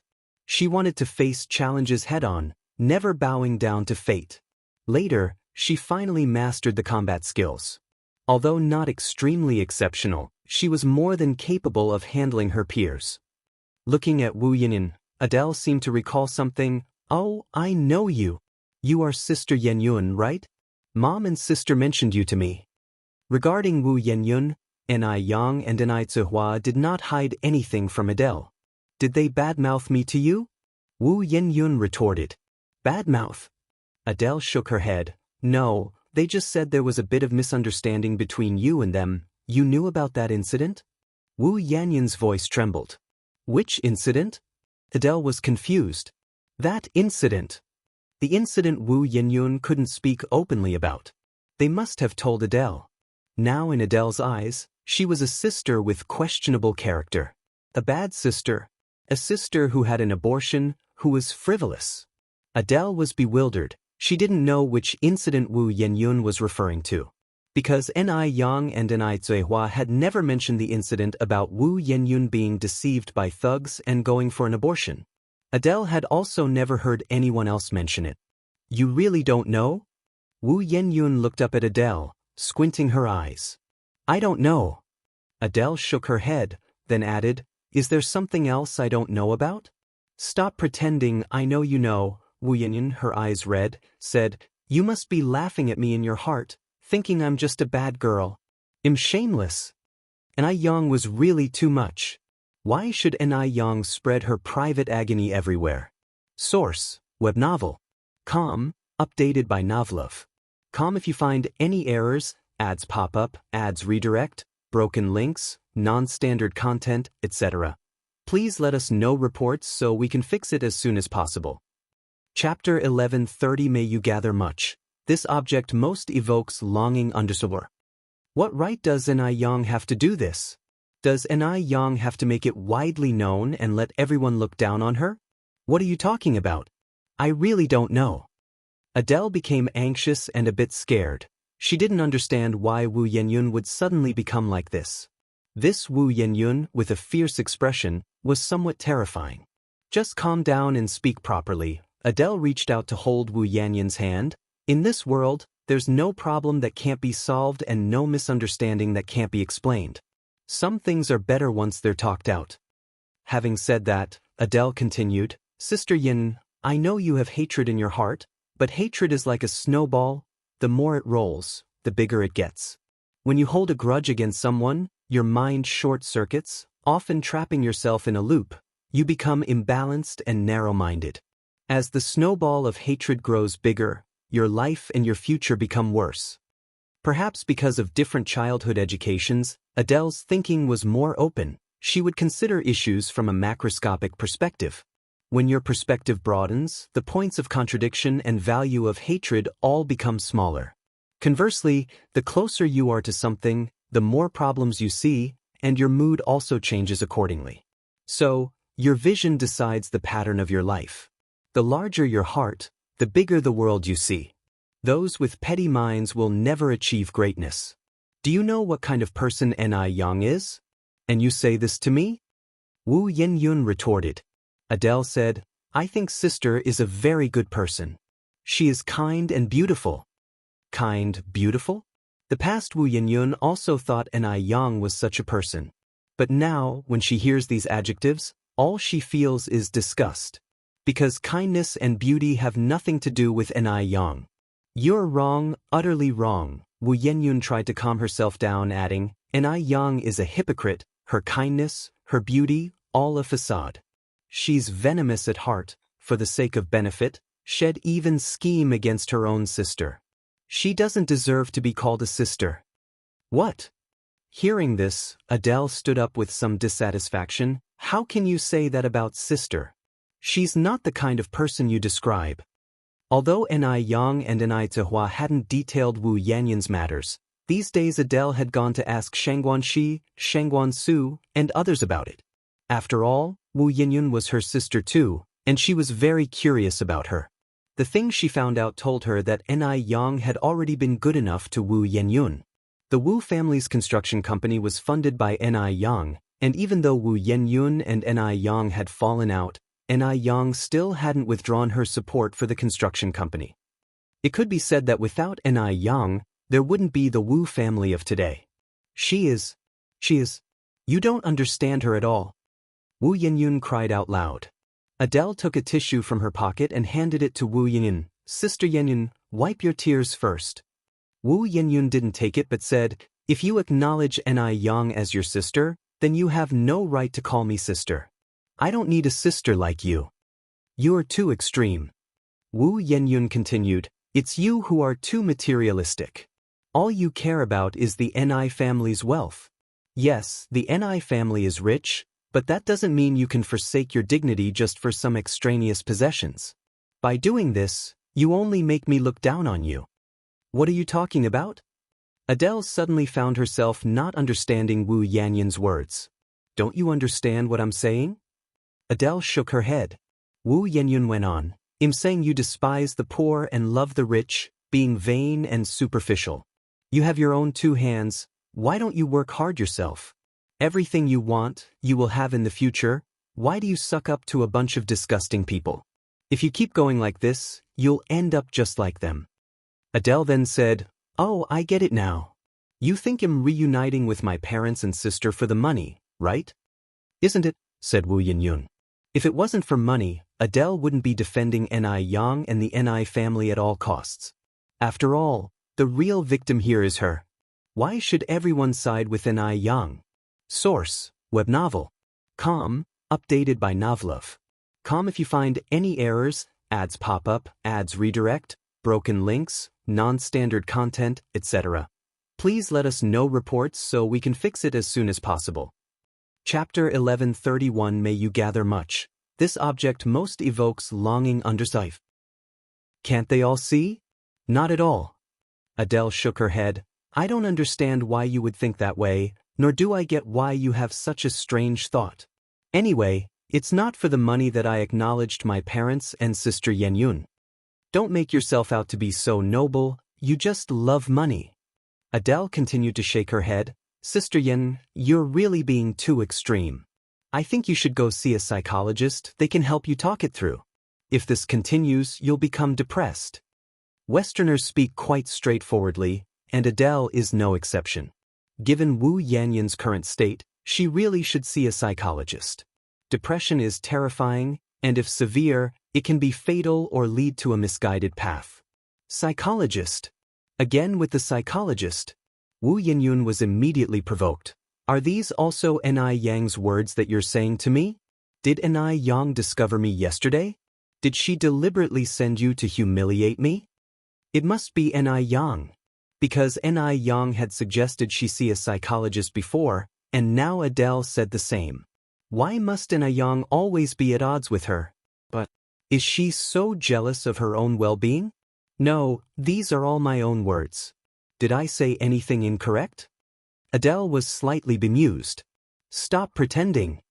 Wu Yenyun said angrily, none of you have experienced my pain. What right do you have to stand on a moral high ground and judge me? If it were you in my shoes, you might not be as magnanimous. Because of Ni Yang, how much suffering had she endured? Yet, she hadn't done anything to Ni Yang, she hadn't even taken a yuan from the Ni family, but they kept accusing her of wrongdoing. Where did she go wrong? Her mistake was probably coming into this world in the first place. Adele slightly frowned. Shakespeare once said that those who control their own fate stand at both ends of the balance, while those controlled by fate only know that God has given them their destiny. In fact, everyone holds their fate in their hands. Only those who don't believe in fate can live their best life. If Adele believed in fate, she would now be the second Martha, a Martha who faced violence every day. Sister Yenyun, calm down and think about whether what I said is right. I told you I'm not your sister. If you had a shred of shame or confidence, you would not call me sister anymore. Wu Yenyun suddenly stood up from the table, took out 5 yuan from her pocket, threw it on the table, and walked away. She never expected that meeting Adele today would turn out this way. This Adele, for the sake of money, for wealth and honor, had abandoned her own dignity. She really had no right to be her sister. Adele watched Wu Yanyun's retreating back, speechless for a moment. Not calling wouldn't hurt. After all, her impression of this sister was extremely bad.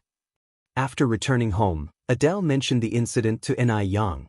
Ni Yang's reaction was flat, but Zhao Yu was very agitated. My God! This Wu Yinyun has no shame. She was astonished. Upon finishing, Zhao Yu looked at Adele and continued, Third aunt, do you want to listen to Wu Yanyun's stories? Yes. Adele nodded. If you do, come over there, he'll tell you everything, every single detail. Zhao Yu pulled Adele under the osmanthus tree in the yard. Zhao Yu told her everything about Wu Yenyun almost being sold, Wu Yanyun's bird-killing spree in a fit of rage, and so on. Adele only knew that Ni Yang had funded the Wu family's construction company and helped them out of poverty. She never knew that so much else had happened in between. Looking at it this way, Wu Yenyun really went too far.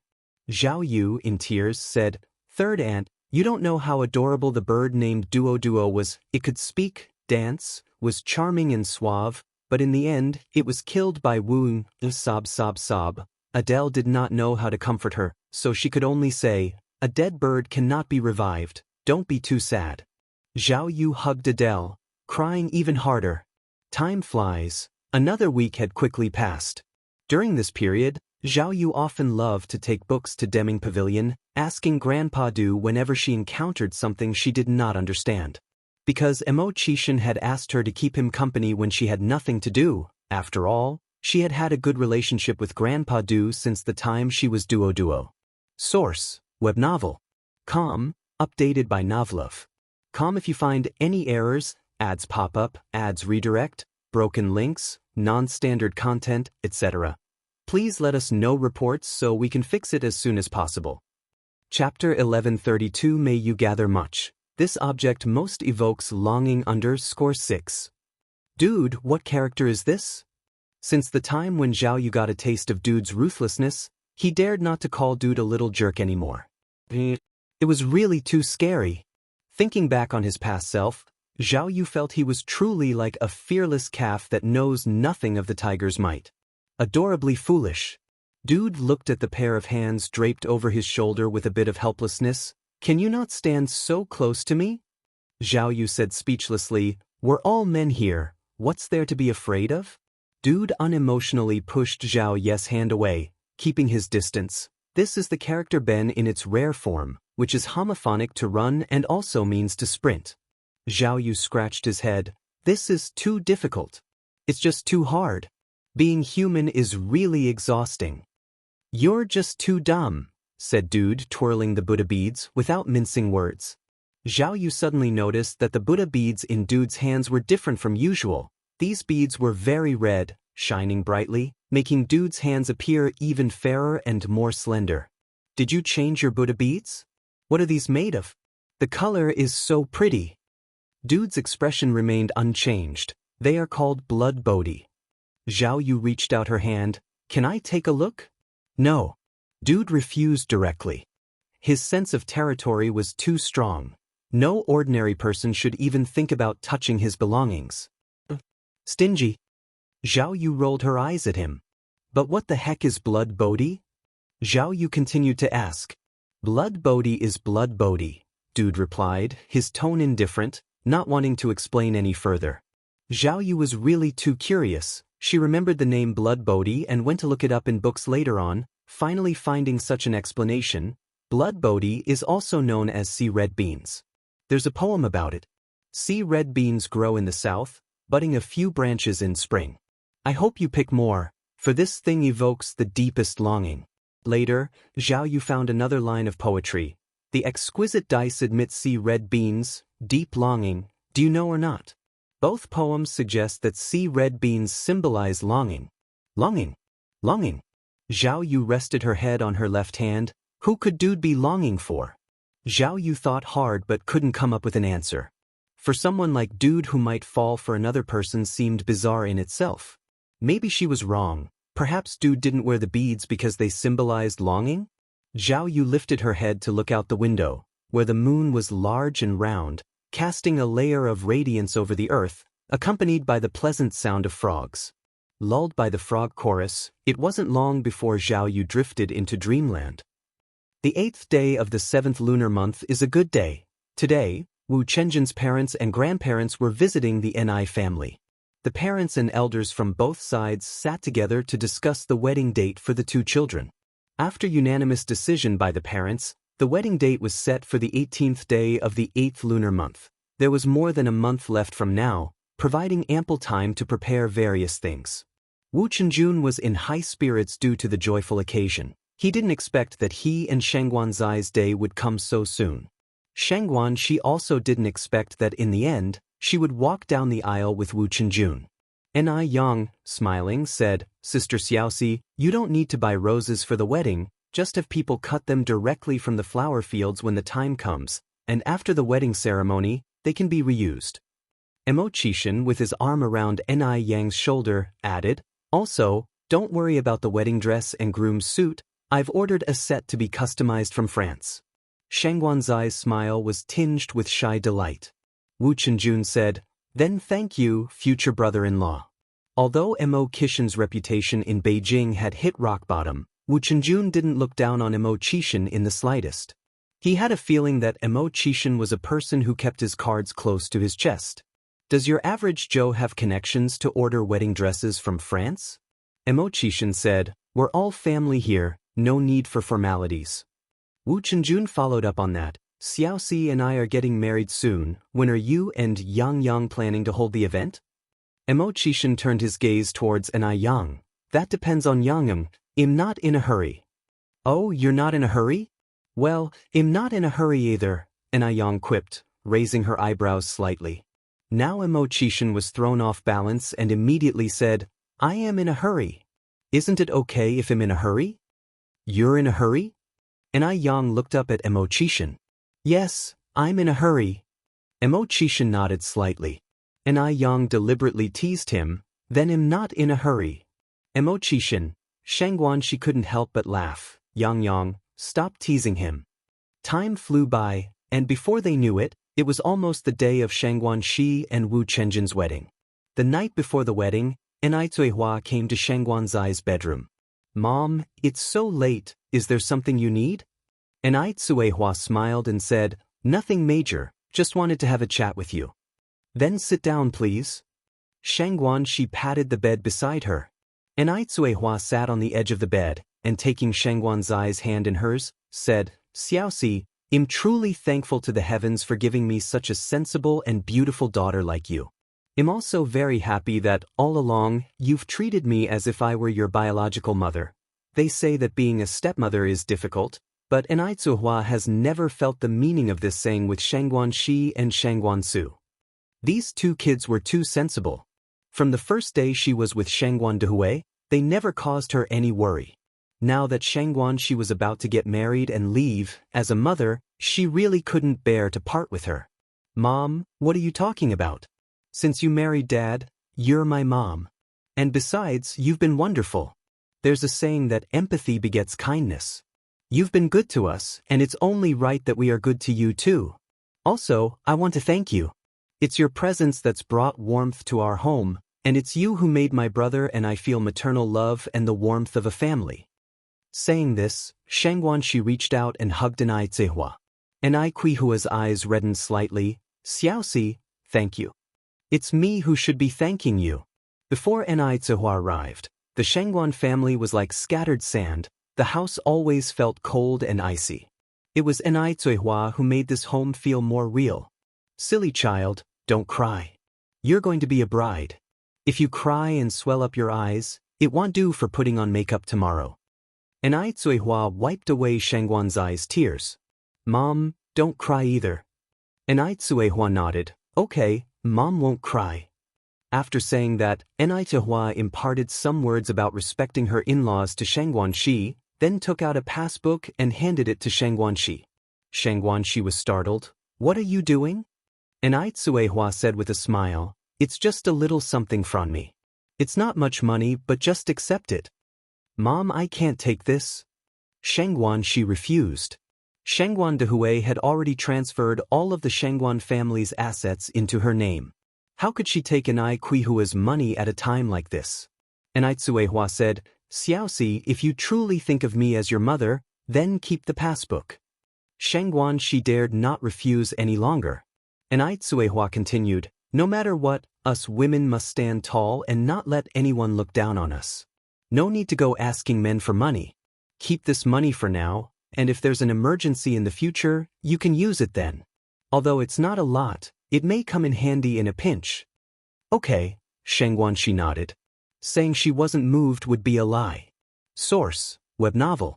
Com, updated by Novlov. Com if you find any errors, ads pop up, ads redirect, broken links, non-standard content, etc. Please let us know reports so we can fix it as soon as possible. Chapter 1133 Wedding Surprise. Seeing that Shangguan Shi no longer refused, Enai Zihua also sighed with relief. Xiaoxi, even though you are about to get married, you must remember, this will always be your home, we will always be your family. If Qin Jun ever dares to bully you, just come back and tell us. No matter when, we will always be your strongest support. The saying that a married daughter is like spilled water does not apply here at Enai Quihuas. In her early life, she suffered from favoritism towards males over females, and now she absolutely won't allow her daughter to endure such injustice. Mom, I know, thank you, Shangguan Shi said, holding back tears which once again started to flow. Before Enai Zihua married into the family, Shangguan Shi had heard colleagues and friends talk about the tale of the wasp's tail and the stepmother's heart. Initially, she was somewhat uneasy. Later, she realized she had been worrying unnecessarily. With Enai Zihua, she felt the long-lost maternal love and experienced the warmth that a home should have, something she had never truly experienced before. Mom, thank you. Shangguan Shi hugged Enai Zihua. Silly child, what are you thanking Mom for? Enai Zihua patted Shangguan's eyes back gently. It's getting late. You need to get up early tomorrow, so go to sleep soon. Shangguan Shi nodded. After Enai Zihua left, Shangguan Shi opened her passbook and was shocked by the number on it. The passbook actually had a 7-figure savings. Enai Zihua was a good mother. Her food factory currently had very stable monthly earnings, which she divided into 2 parts, giving 1 part to Adele and 1 to Shangguan Shi. The future money was all set aside for other children. She never favored one over another. Enai Zihua went to the room, and just as Shangguan Dehui came out of the bathroom, he asked, Daya, where have you been? Enai Zihua walked to the vanity to remove her makeup. I went to chat with Xiaoxi for a while. Oh, Shengguan Dehui nodded, pulled back the quilt to get into bed. Time flies so quickly. In my memory, Xiaoxi is still a little toddler who can't even walk steadily, and now she's about to get married. And Aitsuehua smiled. You've gotten old too. Shengguan Dehui was stunned. Aren't you also old? And Aitsuehua turned to look at Shengguan Dehui. I am younger than you by several years. Don't you know that? Shengguan Dehui said, What does it matter if you are younger? In the end, you still married me. And Aitsuehua, she never realized before Shengguan Dehui could be so skilled with his words. She had always thought of him as a polite scholar. Soon after Aitsuehua left, Yang also arrived at Shengguan Zai's room. Sister Xiaoxi. Yang. Shengguan she sniffed and got off the bed. Yang smiled. Sister Xiaoxi, you don't need to get up, you'll just sit for a bit and then leave. With that, Yang continued, Sister Xiaoxi, you're going to be a bride tomorrow. How are you feeling? Are you excited? Shengguan she gestured slightly, a little bit excited. But more than that, she was reluctant to leave this home. Yang handed the gift she had prepared to Shengguan Shi. Sister Xiaoxi, this is my wedding gift to you. Do you like it? Shengguan she took the gift box, opened it, and covered her mouth in surprise. Inside the box lay a complete set of diamond jewelry, shining under the light with a dazzling spectrum of colors. Yang, this gift is too precious. Shengguan Shi, being a genuine socialite, of course knew the value of the diamond set was not insignificant. Just the diamond on the necklace alone was about 5 carats. Diamonds signify eternity and are indestructible, making them a very meaningful wedding gift. Yang raised an eyebrow and countered, Can it be more precious than the sisterly affection between you and me? Thank you, Yang. I really like it. Oh, there is one more thing I forgot to bring. Sister Xiaoxi, wait for me. Before Shengguan she could react, Yang had already disappeared towards the doorway. Shortly after, Yang returned holding 2 red paper bags. Sister Xiaoxi, this is also for you. What is this? Shengguan she asked.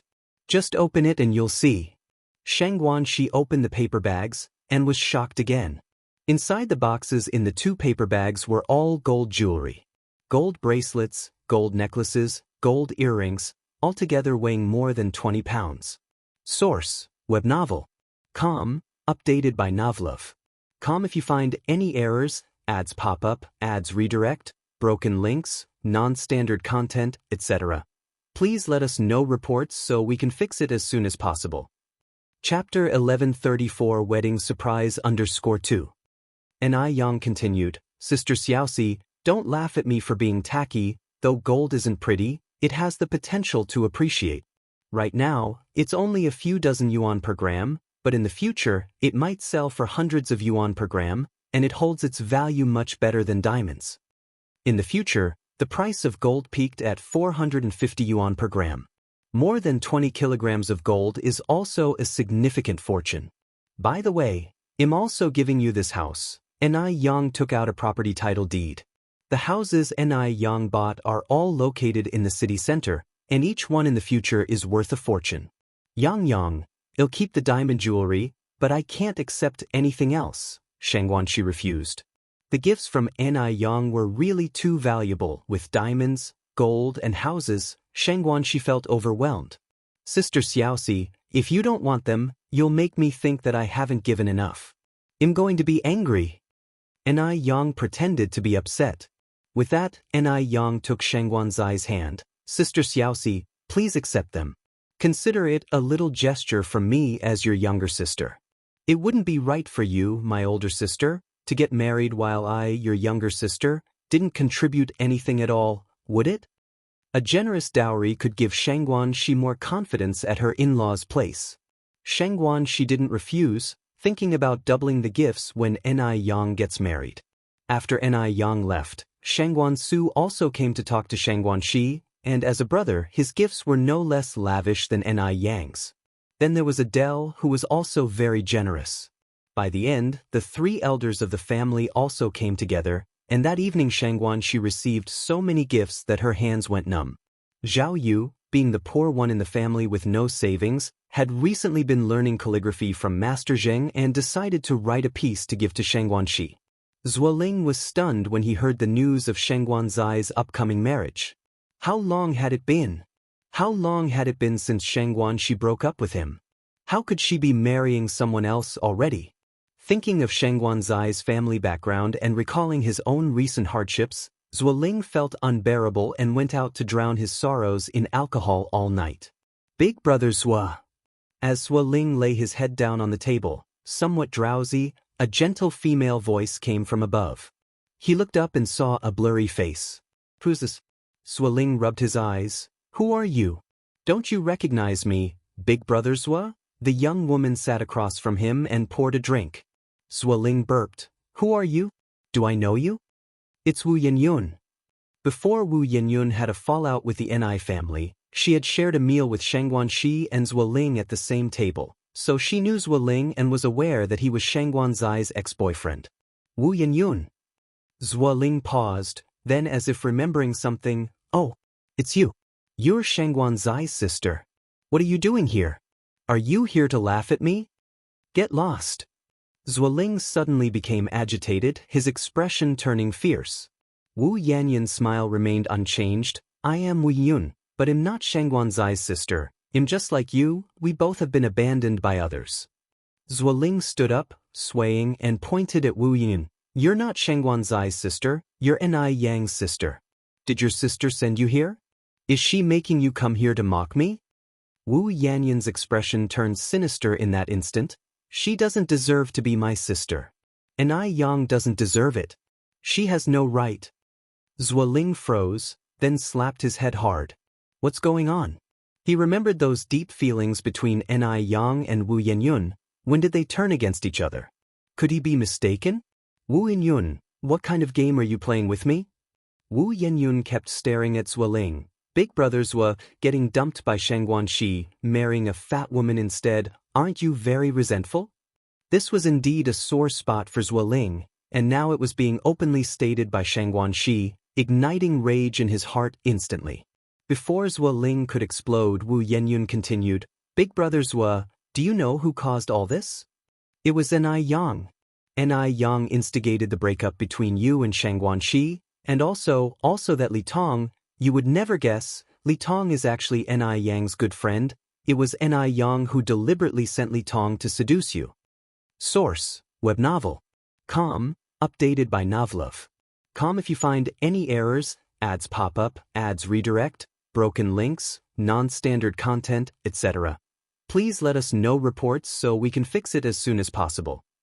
Chapter 1135 Wedding Surprise _3. If it weren't for Ni Yang, you would be the one marrying Sheng Guanxi now, and you would be the one basking in success. It's all Ni Yang's fault. All her doing. Watching Zuoling's expression change bit by bit, Wu Yenyun continued, Big Brother Zua, do you know how great Sheng Guanzai's family is? Now, Sheng Guandehui has handed all the Sheng Guan family's properties to Sheng Guanxi. In the future, Sheng Guanxi will be the highest leader in the Sheng Guan group. If you hadn't broken up with Sheng Guanxi, that highest leader would have been you. It was Ni Yang who ruined you. The last sentence was full of deep hatred. She hated Ni Yang. She wished to see Ni Yang's family ruined and destroyed. Why should she bear all the suffering alone? She wanted Ni Yang to share the pain with her. Ni Yang, that bitch. Zuoling was completely enraged, grabbing a wine bottle and hurling it to the ground. Bang! The wine bottle shattered into pieces. Indeed, if Sheng Guanxi hadn't broken up with him initially, all of this would have been his. All his. Oh, right. Wu Yenyun continued to provoke Zuoling's emotions. Big Brother Zua, do you know who Sheng Guanxi is marrying? Who? Zuoling looked at Wu Yenyun. It's Wu Chenjun. Wu Chenjun has a very good family background. He grew up with Sheng Guanxi, but Sheng Guanxi doesn't love Wu Chenjun. If she did, she would have been with Wu Chenjun long ago. Why bother being with you for 3 years? Zuoling narrowed his eyes. Then why is she marrying Wu Chenjun? Is Xiaoxi being forced? Wu Yenyun shook her head. She was manipulated. Do you want to know who manipulated her? Who? It's Ni Yang. Wu Yenyun continued. Ni Yang, like her mother, has always been vain. She looked down on you because you were born poor, So she tried to tarnish your reputation in front of Shangguanxi. When that failed, she worked with Li Tong to seduce you. Hearing this, Zuoling clenched his fists, trembling all over. Anger. He was so angry. He never thought that his and Shangguanxi's breakup was all orchestrated by someone. Wu Yinyun slightly curled her lips. Big brother Zua, the vengeance of losing a wife is intolerable. Do you want revenge? Do you have a way? Zuoling suddenly turned back to look at Wu Yinyun. Wu Yinyun looked at Zuoling. As long as you follow my lead, I have a way. Really? Wu Yinyun nodded. Why do you want to help me? Zuoling countered. Wu Yinyun smilingly said, because we have a common enemy. She is an Yang. Zuoling followed up. How do you plan to help me? Wu Yinyun gestured for Zuoling to come closer with a beckoning of her little finger. Zuoling leaned his ear closer. Wu Yinyun whispered a few sentences into Zuoling's ear. Listening, Zuoling's face turned pale. Swallowing, he asked, can this really work? Why wouldn't it? Wu Yinyun continued, Big brother Zua, think about the life you're living now. Are you really content with spending your days with Chen Laibao, that fat woman?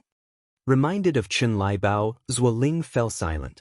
He was fed up with Chen Laibao. Sometimes he even thought it would be better off dead than live in such a demeaning way. Wu Yinyun, seeing the timing as just right, Big brother Zua, instead of continuing with that fat woman, it's better to be ruthless and make a big move.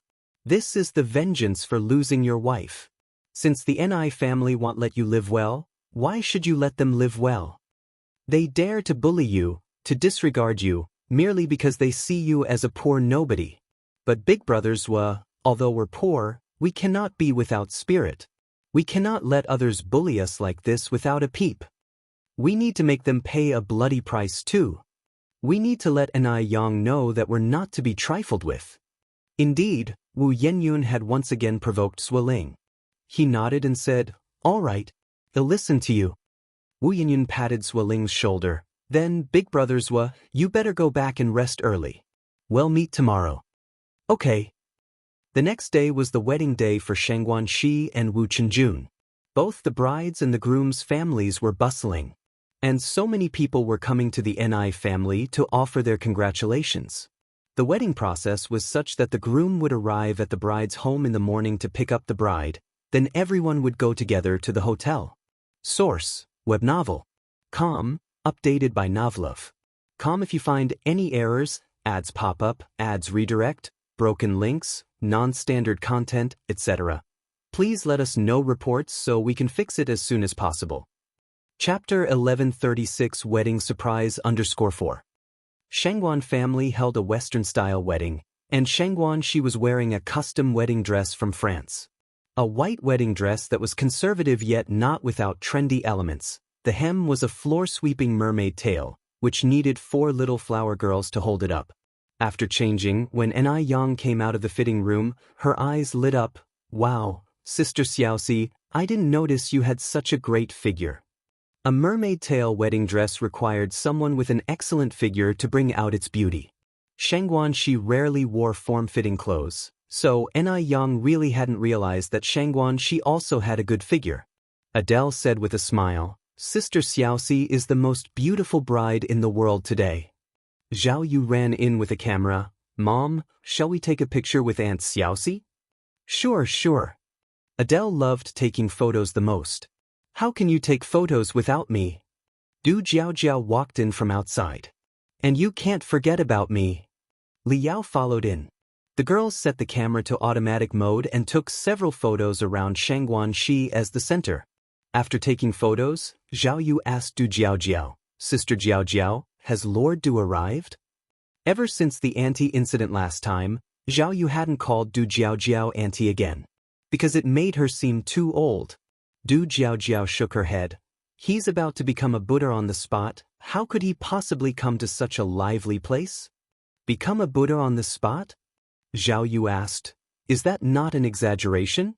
Could a person who can't let go of earthly desires become a Buddha? Keep in mind, Lord Du still wears a string of blood Bodhi beads on his hand. You haven't interacted with him much, so it's normal you don't understand. Du Jiao continued, This man is even more monk-like than a monk. Zhao Yu stuck out her tongue. Li Yao continued, by the way, whose idea was it to line the roadside with roses? It's just so romantic and beautiful. Jinghua village was never short of roses, so the main road today was lined with bright red roses on both sides. Shang Guanxi smiled. It was Yang Yang's idea. She was busy with my brother and Imo Qishan and several others for an entire afternoon yesterday. In summer, if roses were directly placed on the roadside, they would definitely die from the sun, so Ni Yang specially bought many glass bottles and filled them with a special potion, not only to preserve the life of the roses but also not to impact their reusability. Yang, your idea is pretty good. When I get married next year, I'm going to do the same. Ni Yang nodded. If you need more hands, I can come help. Li Yao said with a laugh. Yang, don't tease me, you're a big leader now, who could afford to ask for your prestigious help? Speaking of Ni Yang's current assets, her net worth had surpassed 8 figures. It was just that she had always kept a low profile and didn't act like a capitalist. If it weren't for witnessing it herself, Li Yao would never believe that a girl only 19 years old could achieve so much. Moreover, she believed that Ni Yang's achievements were far more than what they were now. Ni Yang would only grow stronger each day. Ni Yang swept the lock of hair beside her cheek to the back of her head, her tone light. It's actually Sister Yao Yao who is teasing me. I'm hardly any big Buddha. Her current achievements had not yet reached 1/10 of those in her past life. She still needed to work hard. Downstairs, Gooden, Yang Guobao, and Mo Hudi were playing the blind man's bluff game with little Ni Yun. Gooden brother, Debao brother, Sister Xiaodai, where are you guys? Little Ni Yun, with a cloth tied over her eyes, stretched out her hands searching around. Gooden, Yang Guobao, and Mo Hudi each covered their mouths, looking at little Ni Yun with evil grins on their faces. No one responded, and little Ni Yun was getting anxious. This anxiety often led to trouble. Her little feet stepped on a big stone. Smash! She fell to the ground. Yun's sister. Gooden's face turned pale, and he immediately rushed over. Yun's sister, are you all right? Gooden brother, I've caught you. Little Ni Yun hugged Gooden's neck. Now it's Gooden brother's turn to be the blind man. Gooden was still unsure of what had happened, checking little Ni Yun's feet. Yun's sister, are you okay? Does it still hurt? Gooden brother is a fool. Gooden finally realized and breathed a sigh of relief. It's fine as long as you're okay. I'll be the blind man then. Yang Guobao put his hands behind his back and walked over nonchalantly. Gooden is such a big fool. Source, web novel. Com, updated by Novlov. Com if you find any errors, ads pop up, ads redirect, broken links, non-standard content, etc. Please let us know reports so we can fix it as soon as possible. Chapter 1137 Wedding Surprise _5. Debao, you can't call Gooden a big fool. Little Ni Yun stood in front of Yang Guobao with her hands on her hips, declaring earnestly, although Gooden really is a big fool, you're not allowed to say it. Only I can call Gooden a big fool. Yang Guobao chuckled. Little Yun, you're a big fool too. Little Ni Yun responded, I've decided not to be called Little Yun from now on. I want to be called Go Yun. Debao, you should call me Go Yun from now on. Yang Guobao thought about it seriously for a moment, then said, no. You can't be called Go Yun. Why? Yang Guobao came over and hugged Gooden's neck. Because Go is a special word between me and Gooden, only men in our dog generation can use it. You're a girl, so you can't use Go. That's gender discrimination. Little Ni Yun, rubbing her eyes, walked up to Gooden. Gooden, I want to be part of the dog generation too. Gooden couldn't stand to see little Ni Yun cry, hurriedly said, okay, Go Yun. From now on you'll be Go Yun. Really? Little Ni Yun suddenly excited. Gooden patted little Ni Yun's head. Of course it's true. When has Gooden ever lied to you? But what if Debao disagrees? Gooden continued, I'm the boss here, his opinion doesn't matter. Little Ni Yun immediately made a face at Yang Guobao and then joyfully spun around on the spot. Great. From now on, I'm Go Yun. I'm part of the dog generation too. Mo Hudi at the side. Are these three idiots? At this moment, little did the three know that the dog generation nicknames they were so proud of would become an embarrassing part of their past. Imagine this. A high-powered, stoic Su. A righteous and upright diplomat. How on earth could such distinguished individuals be chased around and called Gooden and Debeo? The scene is too beautiful to even imagine. After playing the blindfolded catching game for a while, little Ni found it boring, so the four of them played hide and seek together. The Ni family was bustling with guests today, along with the villagers from Jinghua village. The scene could really be described as packed like sardines. At the entrance of Jinghua village, Wu Yenyun had been waiting here for a long time. She was waiting for Zuoling. It had been 10 minutes past the arranged time, but there was still no sign of Zuoling. Did he chicken out at the last minute? Another 10 minutes passed, and Zuoling finally showed up, albeit late. Brother Zuo, you finally came. I thought you weren't coming. Zuoling was wearing a brand new suit and trendy toed glasses. How could I not come? Let's go. Wu Yenyun nodded. Zuoling then asked, what should we do later? Wu Yenyun replied, stick to the original plan. Zuoling nodded, okay. Just then, Wu Yenyun seemed to smell alcohol and turned back to look at Zuoling. Have you been drinking? Yeah. As the saying goes, alcohol courageously boosts fear. He really needed a bit of liquid courage. A sneering light flashed in Wu Yenyun's eyes and she continued, be careful later, make sure acquaintances don't notice us. I know. Today at the Ni family, everything was lively. Far away, Wu Yenyun could see Ni Zihua and Shengguan Dehui welcoming guests. Ni Zihua was dressed formally today, with makeup and high heels, her smile very obvious. The saying joy rejuvenates was clearly evident on her. Wu Yenyun scoffed. Ni Zihua was certainly interesting, disregarding her own daughter while hosting a wedding for a stepdaughter. If unaware people saw this, they would think Shengguan she was her biological daughter. Disgusting. Hypocritical. Such a person didn't deserve happiness at all. Wu Yenyun's hand clenched tighter inside her sleeve, her sharp fingernails piercing into her palm, blood staining her nails, but Wu Yenyun seemed to feel nothing at all. As if she had lost her sense of pain. In an instant, Wu Yenyun put away the malevolence on her face and walked to the side. There, little Ni was playing hide and seek with her friends. Little Yun, Wu Yenyun squatted in front of little Ni. Little Ni paused, then excitedly said, hey, you're Sister Yenyun. Sister, you're here too. Despite her young age, and because neither the Ni family nor Xiaoyu ever spoke ill of Wu Yenyun in front of little Ni, her impression of Wu Yenyun remained as it was before. Source, web novel. Com, updated by Novlove. Com if you find any errors, ads pop up, ads redirect, broken links, non-standard content, etc. Please let us know reports so we can fix it as soon as possible. Chapter 1138 Wedding Surprise _6. Wu Yenyun hated no one more than Ni Yang, except for little Ni. Because little Ni was simply the darling of the family, everything she ate, wore, and used was the best, and some items were even imported. Did she enjoy any of these when she was young?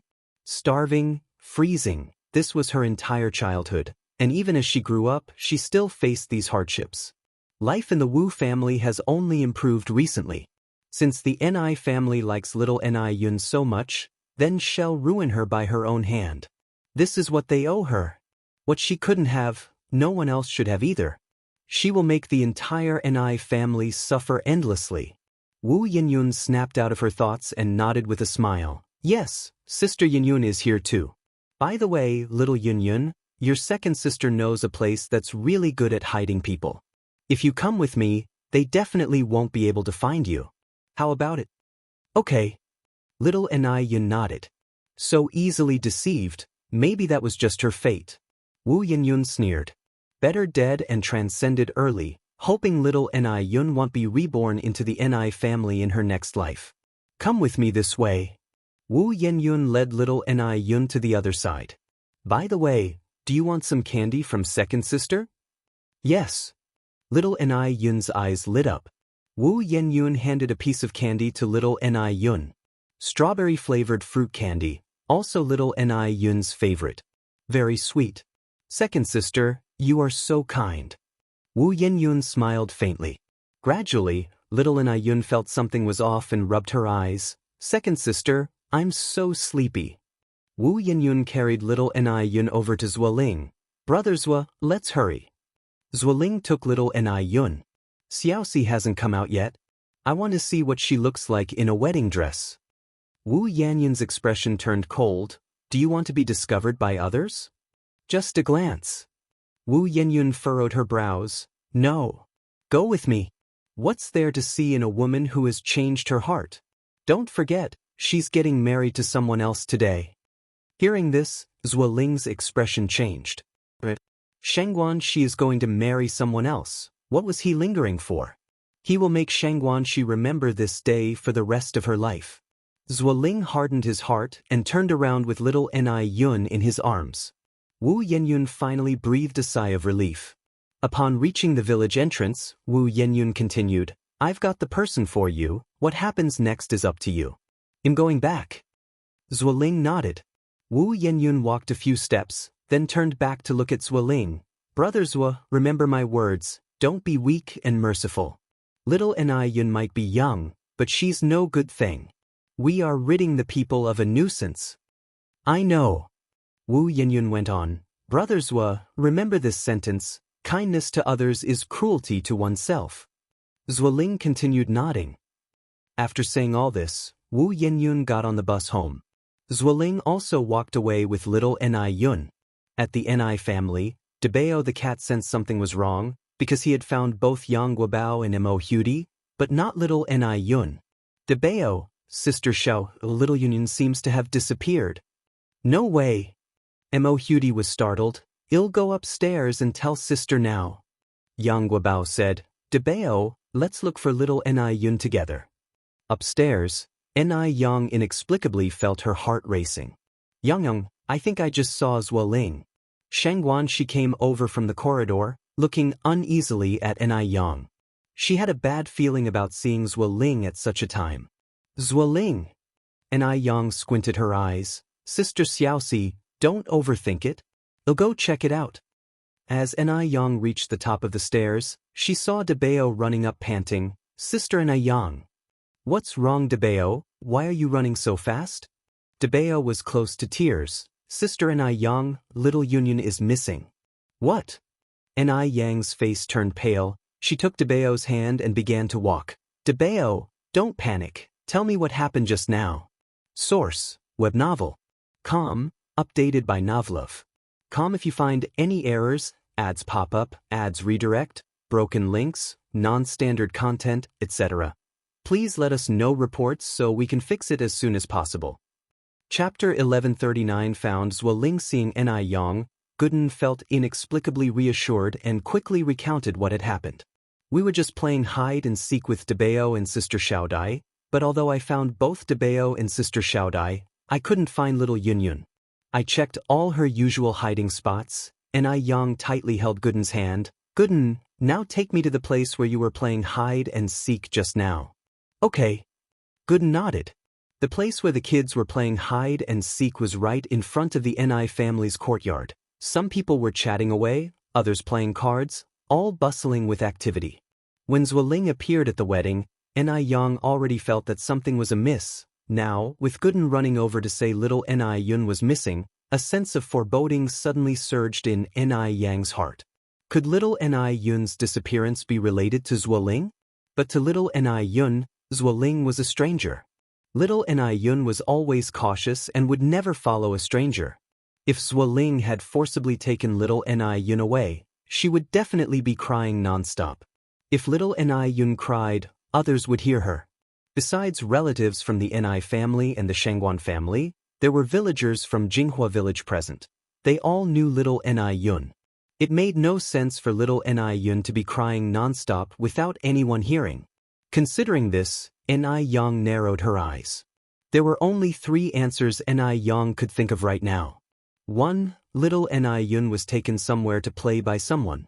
2. She was lured away by someone she knew, who then handed her over to Zuoling. 3. She fell asleep in some corner because of the hide-and-seek game.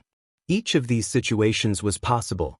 Seeing that Ni Yang's expression was somewhat off, Mo Chishan, who was helping with the dowry, hurried over and asked, Yang, what's wrong? Ni Yang glanced around and whispered, Yun is missing. What? Ni Yang quickly stepped on tiptoes and covered Mo Kishan's mouth. Brother keep your voice down. Don't let others hear for now, especially Sister Xiaoxi and Brother Chenjun. After all, today was Shangguan Shi and Wu Chenjun's wedding, a once-in-lifetime event for Shangguan Shi. Ni Yang didn't want to scare her. After all, the Wu family was still waiting for their new bride. There was only such an auspicious time in a year, and if missed, one would have to wait till next year.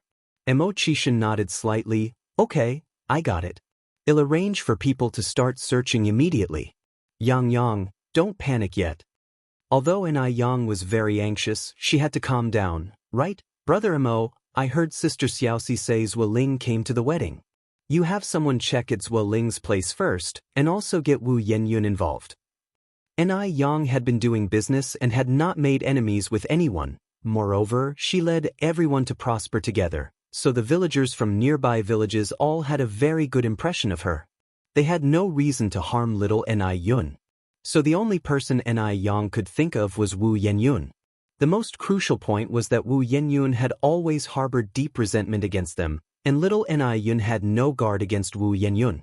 If Wu Yenyun indeed harbored malicious intent, it would be much more convenient for her to act than others. Okay, Ni Yang said, then we'll split up to act. I'll go and inform my parents. Ni Zihua was entertaining guests with Shangguan Dehui.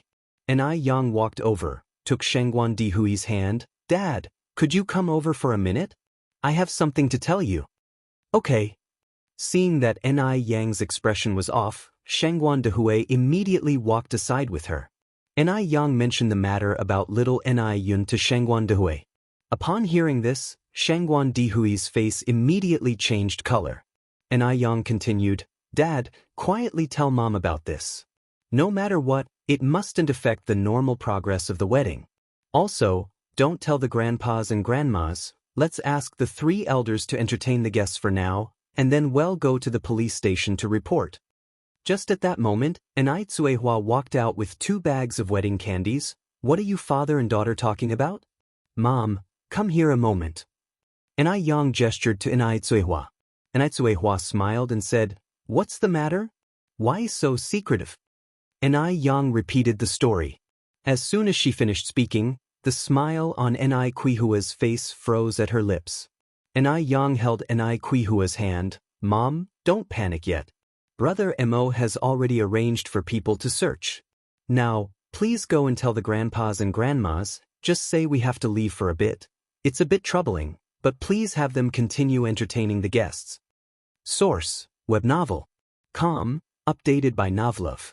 Com if you find any errors, ads pop up, ads redirect, broken links, non-standard content, etc. Please let us know reports so we can fix it as soon as possible. Chapter 1140 found Zhuoling _2. Okay. I'll go right now. Ni Zuihua held back her tears and put a smile back on her face. Immediately after speaking, Ni Zuihua hastily turned around and left. Ni Yang went upstairs to find Zhao Yu. Duo, do you still have any bird brothers around? Yes, what's up? Zhao Yu didn't know about the incident with little Ni Yun yet. Originally, Ni Yang didn't want to tell Zhao Yu about little Ni Yun because Zhao Yu has a quick mouth, can't keep things to himself, and he's very fond of little Ni Yun. She was afraid that Zhao Yu might accidentally let it slip. But now, there were some things that only Zhao Yu could help with, so Ni Yang had no choice but to tell him. As expected, after hearing the news, Zhao Yu was extremely anxious. Then I'll get my brothers and sisters to look for little Yun Yun right now. Yang, do you think little Yun Yun could have gotten into trouble? No way. Ni Yang grabbed Zhao Ye's hand and continued, by the way, Duo, in order to ensure that today's wedding goes smoothly, we absolutely must not let Sister Xiaoxi and others find out about this. Seeing Ni Yang's serious expression, Zhao Yu nodded hurriedly. Okay. Yang, don't worry, I won't tell anyone else. Then if you find out any news, call for me immediately. I have to go out for a bit now. After speaking with an Yang, Zhao Yu immediately went outside and blew a few whistles, summoning a big flock of bird brothers. Inside the house, Enai Zihua briefly explained to the three elders that they needed to step out but did not mention little Enai Yun's disappearance. Enai Yang was right. Both families' relatives were here today and under no circumstance should they impact Shangguanzai's wedding. Although Enai Zihua didn't say much, old Madame Shangguan still felt a bit uneasy. Dia, has something happened? If something happens, you and your husband mustn't hide it from us. You should tell us and we'll solve it together. If it weren't for something significant, Shangguan Dehui and Enai Zuehua would not have left so many people behind unattended. Enai Zuehua shook her head. It's not a big deal, we just need to step out for a bit. Mom, please help us entertain the guests, we will be back soon. Are you sure nothing happened? Old Madame Shangguan was still not reassured. Truly, nothing. Enai Zuehua said earnestly. Madame Zheng came out and said, Ting, if it's nothing serious, you and Dehui should stay. Today is Xiaoxi's big day. How can you, as parents, leave? Enai Zihua was only the stepmother. Leaving at this time could potentially invite criticism. Just like that, we'll be back soon. Thank you for your help, both moms. After leaving these words behind, Enai Zihua hurriedly walked out. Have you told your parents? As soon as they walked outside, Shangguan Dehui came over holding the car keys. Dehui, Dia, let me go with you. Su Lian came over anxiously from the side. Su Lian was Shangguanzai's aunt and had raised Shangguan Su and Shangguan Shi single-handedly, so she held a certain position within the Shangguan family. Therefore, Shangguan Dehui told Su Lian about the situation so that if he and Enai Zuehua did not return later, Su Lian could stand in for Enai Zuehua to manage the situation. Shangguan Dehui said, No need, Sister Su Lian. Enai Yang and we will go. If we all go, it will make the guests suspicious. By the way, if they find Yunyun near home or if Yunyun comes back on her own, remember to call me. Okay, no problem. Su Lian nodded. Then be careful on the road, don't be in a hurry. Enai Yang holding the car keys came from the other side. Mom, Dad, this way, it'll drive us there. Shangguan Dehui and Enai Zuehua got into Enai Yang's car. When Madame Zheng saw Enai Yang leaving as well, she started feeling that something was amiss and became uneasy. What big thing had happened to make all three of them leave in such a hurry? Enai Yang cares deeply for her sister Shangguan Shi, and if it weren't for a serious matter, she wouldn't leave at such a moment. Madame Zheng held her husband's hand. Old man, I feel like something's wrong. Old Master Zheng had noticed something amiss too, but he understood that at this moment, they were the pillars of the household, and they certainly couldn't lose their composure. It's nothing, just overthinking. Taking good care of the guests is the best way to help Dehui and Ting. Source, web novel. Com, updated by Novlove. Com if you find any errors, ads pop up, ads redirect, broken links, non-standard content, etc. Please let us know reports so we can fix it as soon as possible. Chapter 1141 found Zhualing_3. The car was fast, and it wasn't long before we arrived in the city. We successfully reported to the police station. Under normal circumstances, you have to wait 24 hours before reporting a missing person, but since little Enai Yun is only 4 years old this year and has no civil conduct capacity, she could be subjected to harm at any time. The police station immediately treated it as a criminal case and launched an investigation. Enai Yang had just come out of the police station when he saw Mo Kishin's car parked at the entrance. Yang. Mo Kishin got out of the car and hurried over. How is it? Did you find Yunyun? No. Enai Yang shook his head. How about on your end? Mo Kishin continued. Just got a report that Wu Yenyun did meet with Zhualing last night. Now Zhualing is nowhere to be found, and Wu Yenyun is at home. Let's go take a look at the Wu family. Enai Yang suggested. Okay, well take my car. Mo Kishin opened the car door for Enai Yang. As they settled into the car, Mo Kishin continued. Yang, don't worry, I've already had someone watch all the major train stations and airports. They will report to me immediately if they spot anyone suspicious. Can we locate where Zhualing went now? Enai Yang asked. Ni Yang wasn't afraid that Xiaoni was abducted, but she was more worried that Xiaoni might have been harmed. Emo Qishan shook his head, no response yet.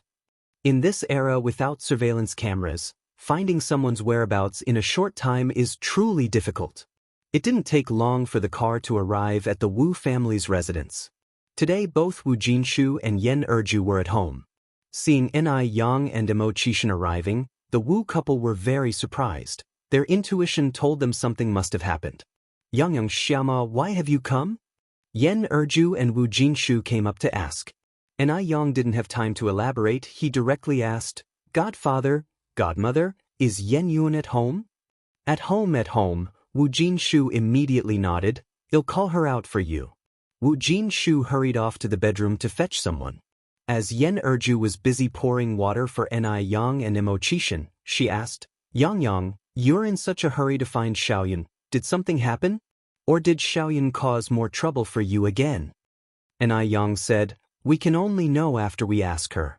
Upon hearing this, Yen Erju turned pale and quickly grabbed Ni Yang's hand, Yang, tell me the truth, what has happened? It's just something we need to confirm with her. Ni Yang spoke calmly, Godmother, no need to busy yourself, we won't have water. Just then, Wu Jinshu came out of the bedroom, dragging along an unwilling Wu Yenyun. The last person Wu Yenyun wanted to see now was Ni Yang. Half out of guilt, half out of dislike. Father, what are you doing? I've already told you, I don't want to see those irrelevant people. Wu Yenyun struggled forcefully. Wu Jinshu was strong, he directly pulled Wu Yenyun in front of Ni Yang. Yang, harass the person, ask whatever you want to ask directly. Don't worry, as her parents, we will absolutely not cover for her. Ni Yang looked at Wu Yenyun. Tell me the truth, does Yunyun's disappearance have anything to do with you? Upon hearing this, Yen Erju's heart skipped a beat. She quickly asked, Yun disappeared? Ni Yang nodded. Yen Erju immediately turned to look at Wu Yenyun. Xiaoyun, did you hide little Yunyun somewhere? It wasn't me. Wu Yenyun said angrily, her disappearance is her fate. What does it have to do with me? Why do you question me? Am I their nanny? Do I look after their child? This is ridiculous. This is Ni Yun's fate. Just like how she was abandoned 18 years ago. It's because you have a previous offense. Ni Yang stared at Wu Yenyun, pronouncing each word clearly. Would a normal person harm an innocent bird out of spite? Instantly, Wu Yenyun seemed like a different person, her features twisted as she said, Ni Yang. This is slander. False accusation. You are subject to legal responsibility. Are you a police officer? Do you have evidence? I'll sue you in court. Why should Ni Yang question her with such an air of superiority? What gives her the right? Ni Yang and she are sisters related by blood, but Ni Yang had never treated her as a sister. Otherwise, she wouldn't be the first person Ni Yang thought of when Ni Yun disappeared. Why should Ni Yang doubt her? Besides, even if it were her, what about it? Because from the beginning to the end, Ni Yang and the Ni family were the ones in the wrong. Source, web novel. Com, updated by Novlov. Com if you find any errors, ads pop up, ads redirect, broken links, non-standard content, etc. Please let us know reports so we can fix it as soon as possible. Chapter 1142 found Zhualing_4. 18 years ago, the Ni family cast her aside. Now, she can likewise demand an eye for an eye from Ni Yun. That would be fair. Ni Yang stretched out her hand, her pale fingers gripping Wu Yenyun's chin tightly, gradually increasing the pressure. As her red lips parted slightly, she uttered, Listen. If I find out this has anything to do with you, it'll make you wish you were dead. Each word was ice cold, sending shivers down one's spine. Even Wu Jinshu and Yen Erju, who were nearby, felt a chill run through them. It was an odd sensation, considering Ni Yang was just a girl of around 18 or 19, but she exuded the air of a seasoned superior. After saying those words, Ni Yang let go of Wu Yenyun and turned to Emo Qishan. Brother Emo, let's go. Okay, Emo Qishan nodded. After the two of them left, Yen Erju and Wu Jinshu immediately confronted Wu Yenyun. Tell us honestly, does little Yunyun's disappearance have anything to do with you? No. Wu Yunyun screamed, how many times do I have to say it? No means no. Am I your daughter, or are they your daughters? Why are you always so biased? If you dislike me now, you shouldn't have picked me up in the first place. The reason I turned out like this is all because of you. Because you didn't provide me with a good family environment. Think about all the hardships I've been through growing up. If she had grown up by Ni Hua's side just like Ni Yang, she would definitely be living a better life than Ni Yang right now. What is Ni Yang anyway? Without the Jing family, what would she amount to? Wu Jinshu raised his hand and slapped Wu Yunyun across the face. You ungrateful thing, you better truly have nothing to do with this. Otherwise, even your mom and I won't be able to hold our heads high. Yen Erju, with tears in her eyes, grabbed Wu Yunyun's hand. Shaoyun, I know you have always been a good child since you were little, you absolutely mustn't do anything foolish. If you are really hiding Yunyun, tell mom and dad now before it turns into a major mistake, okay? Wu Yunyun shook off Yen Erju's hand. I've said it's not me, can't you stop nagging? On the other end, just as Ni Yang got into Mo Kishin's car, Mo Kishin's pager went off. After reading the message, Mo Kishin looked at Ni Yang. Yang, there's news from Zuoling. Really? Ni Yang's eyes brightened. Ni Yang nodded slightly, then quickly found a public phone booth and pulled the car over to the side. They approached the phone booth, and Mo Kishin immediately made a call, which was promptly answered. Holding the phone to his ear, a frost seemed to settle on Mo Kishin's brow as he turned to Ni Yang. Yang, Yunyun is indeed with Zuoling. Do you know the address? I do. Mo Kishin nodded. First notify my mom and them, then confront Zuoling. After informing Ni Zuehua and the others, Ni Yang promptly opened the driver's door. Ill drive this time. This was the first time Mo Kishin knew that Ni Yang was such a skilled driver. Dust swirled in their wake as the car sped through. Mo Kishin's pager kept buzzing non-stop. Yang, turn around and head towards Shao Mountain. Zuoling's location is constantly changing. Screech. The sound of a sharp brake sounded, and the car immediately changed direction. Did you notify my dad? Mo Kishin bowed his head, pressing the pager. I'm sending a message to notify him now. Time ticked by second, and in a blink of an eye, it was the auspicious moment for the bride to get into the car. Under normal circumstances, just before the bride gets into the car, the mother is supposed to say some auspicious words. Seeing that the person saying these words was Su Lian, Shangguan, she felt a bit puzzled. Aunt, where's my mom?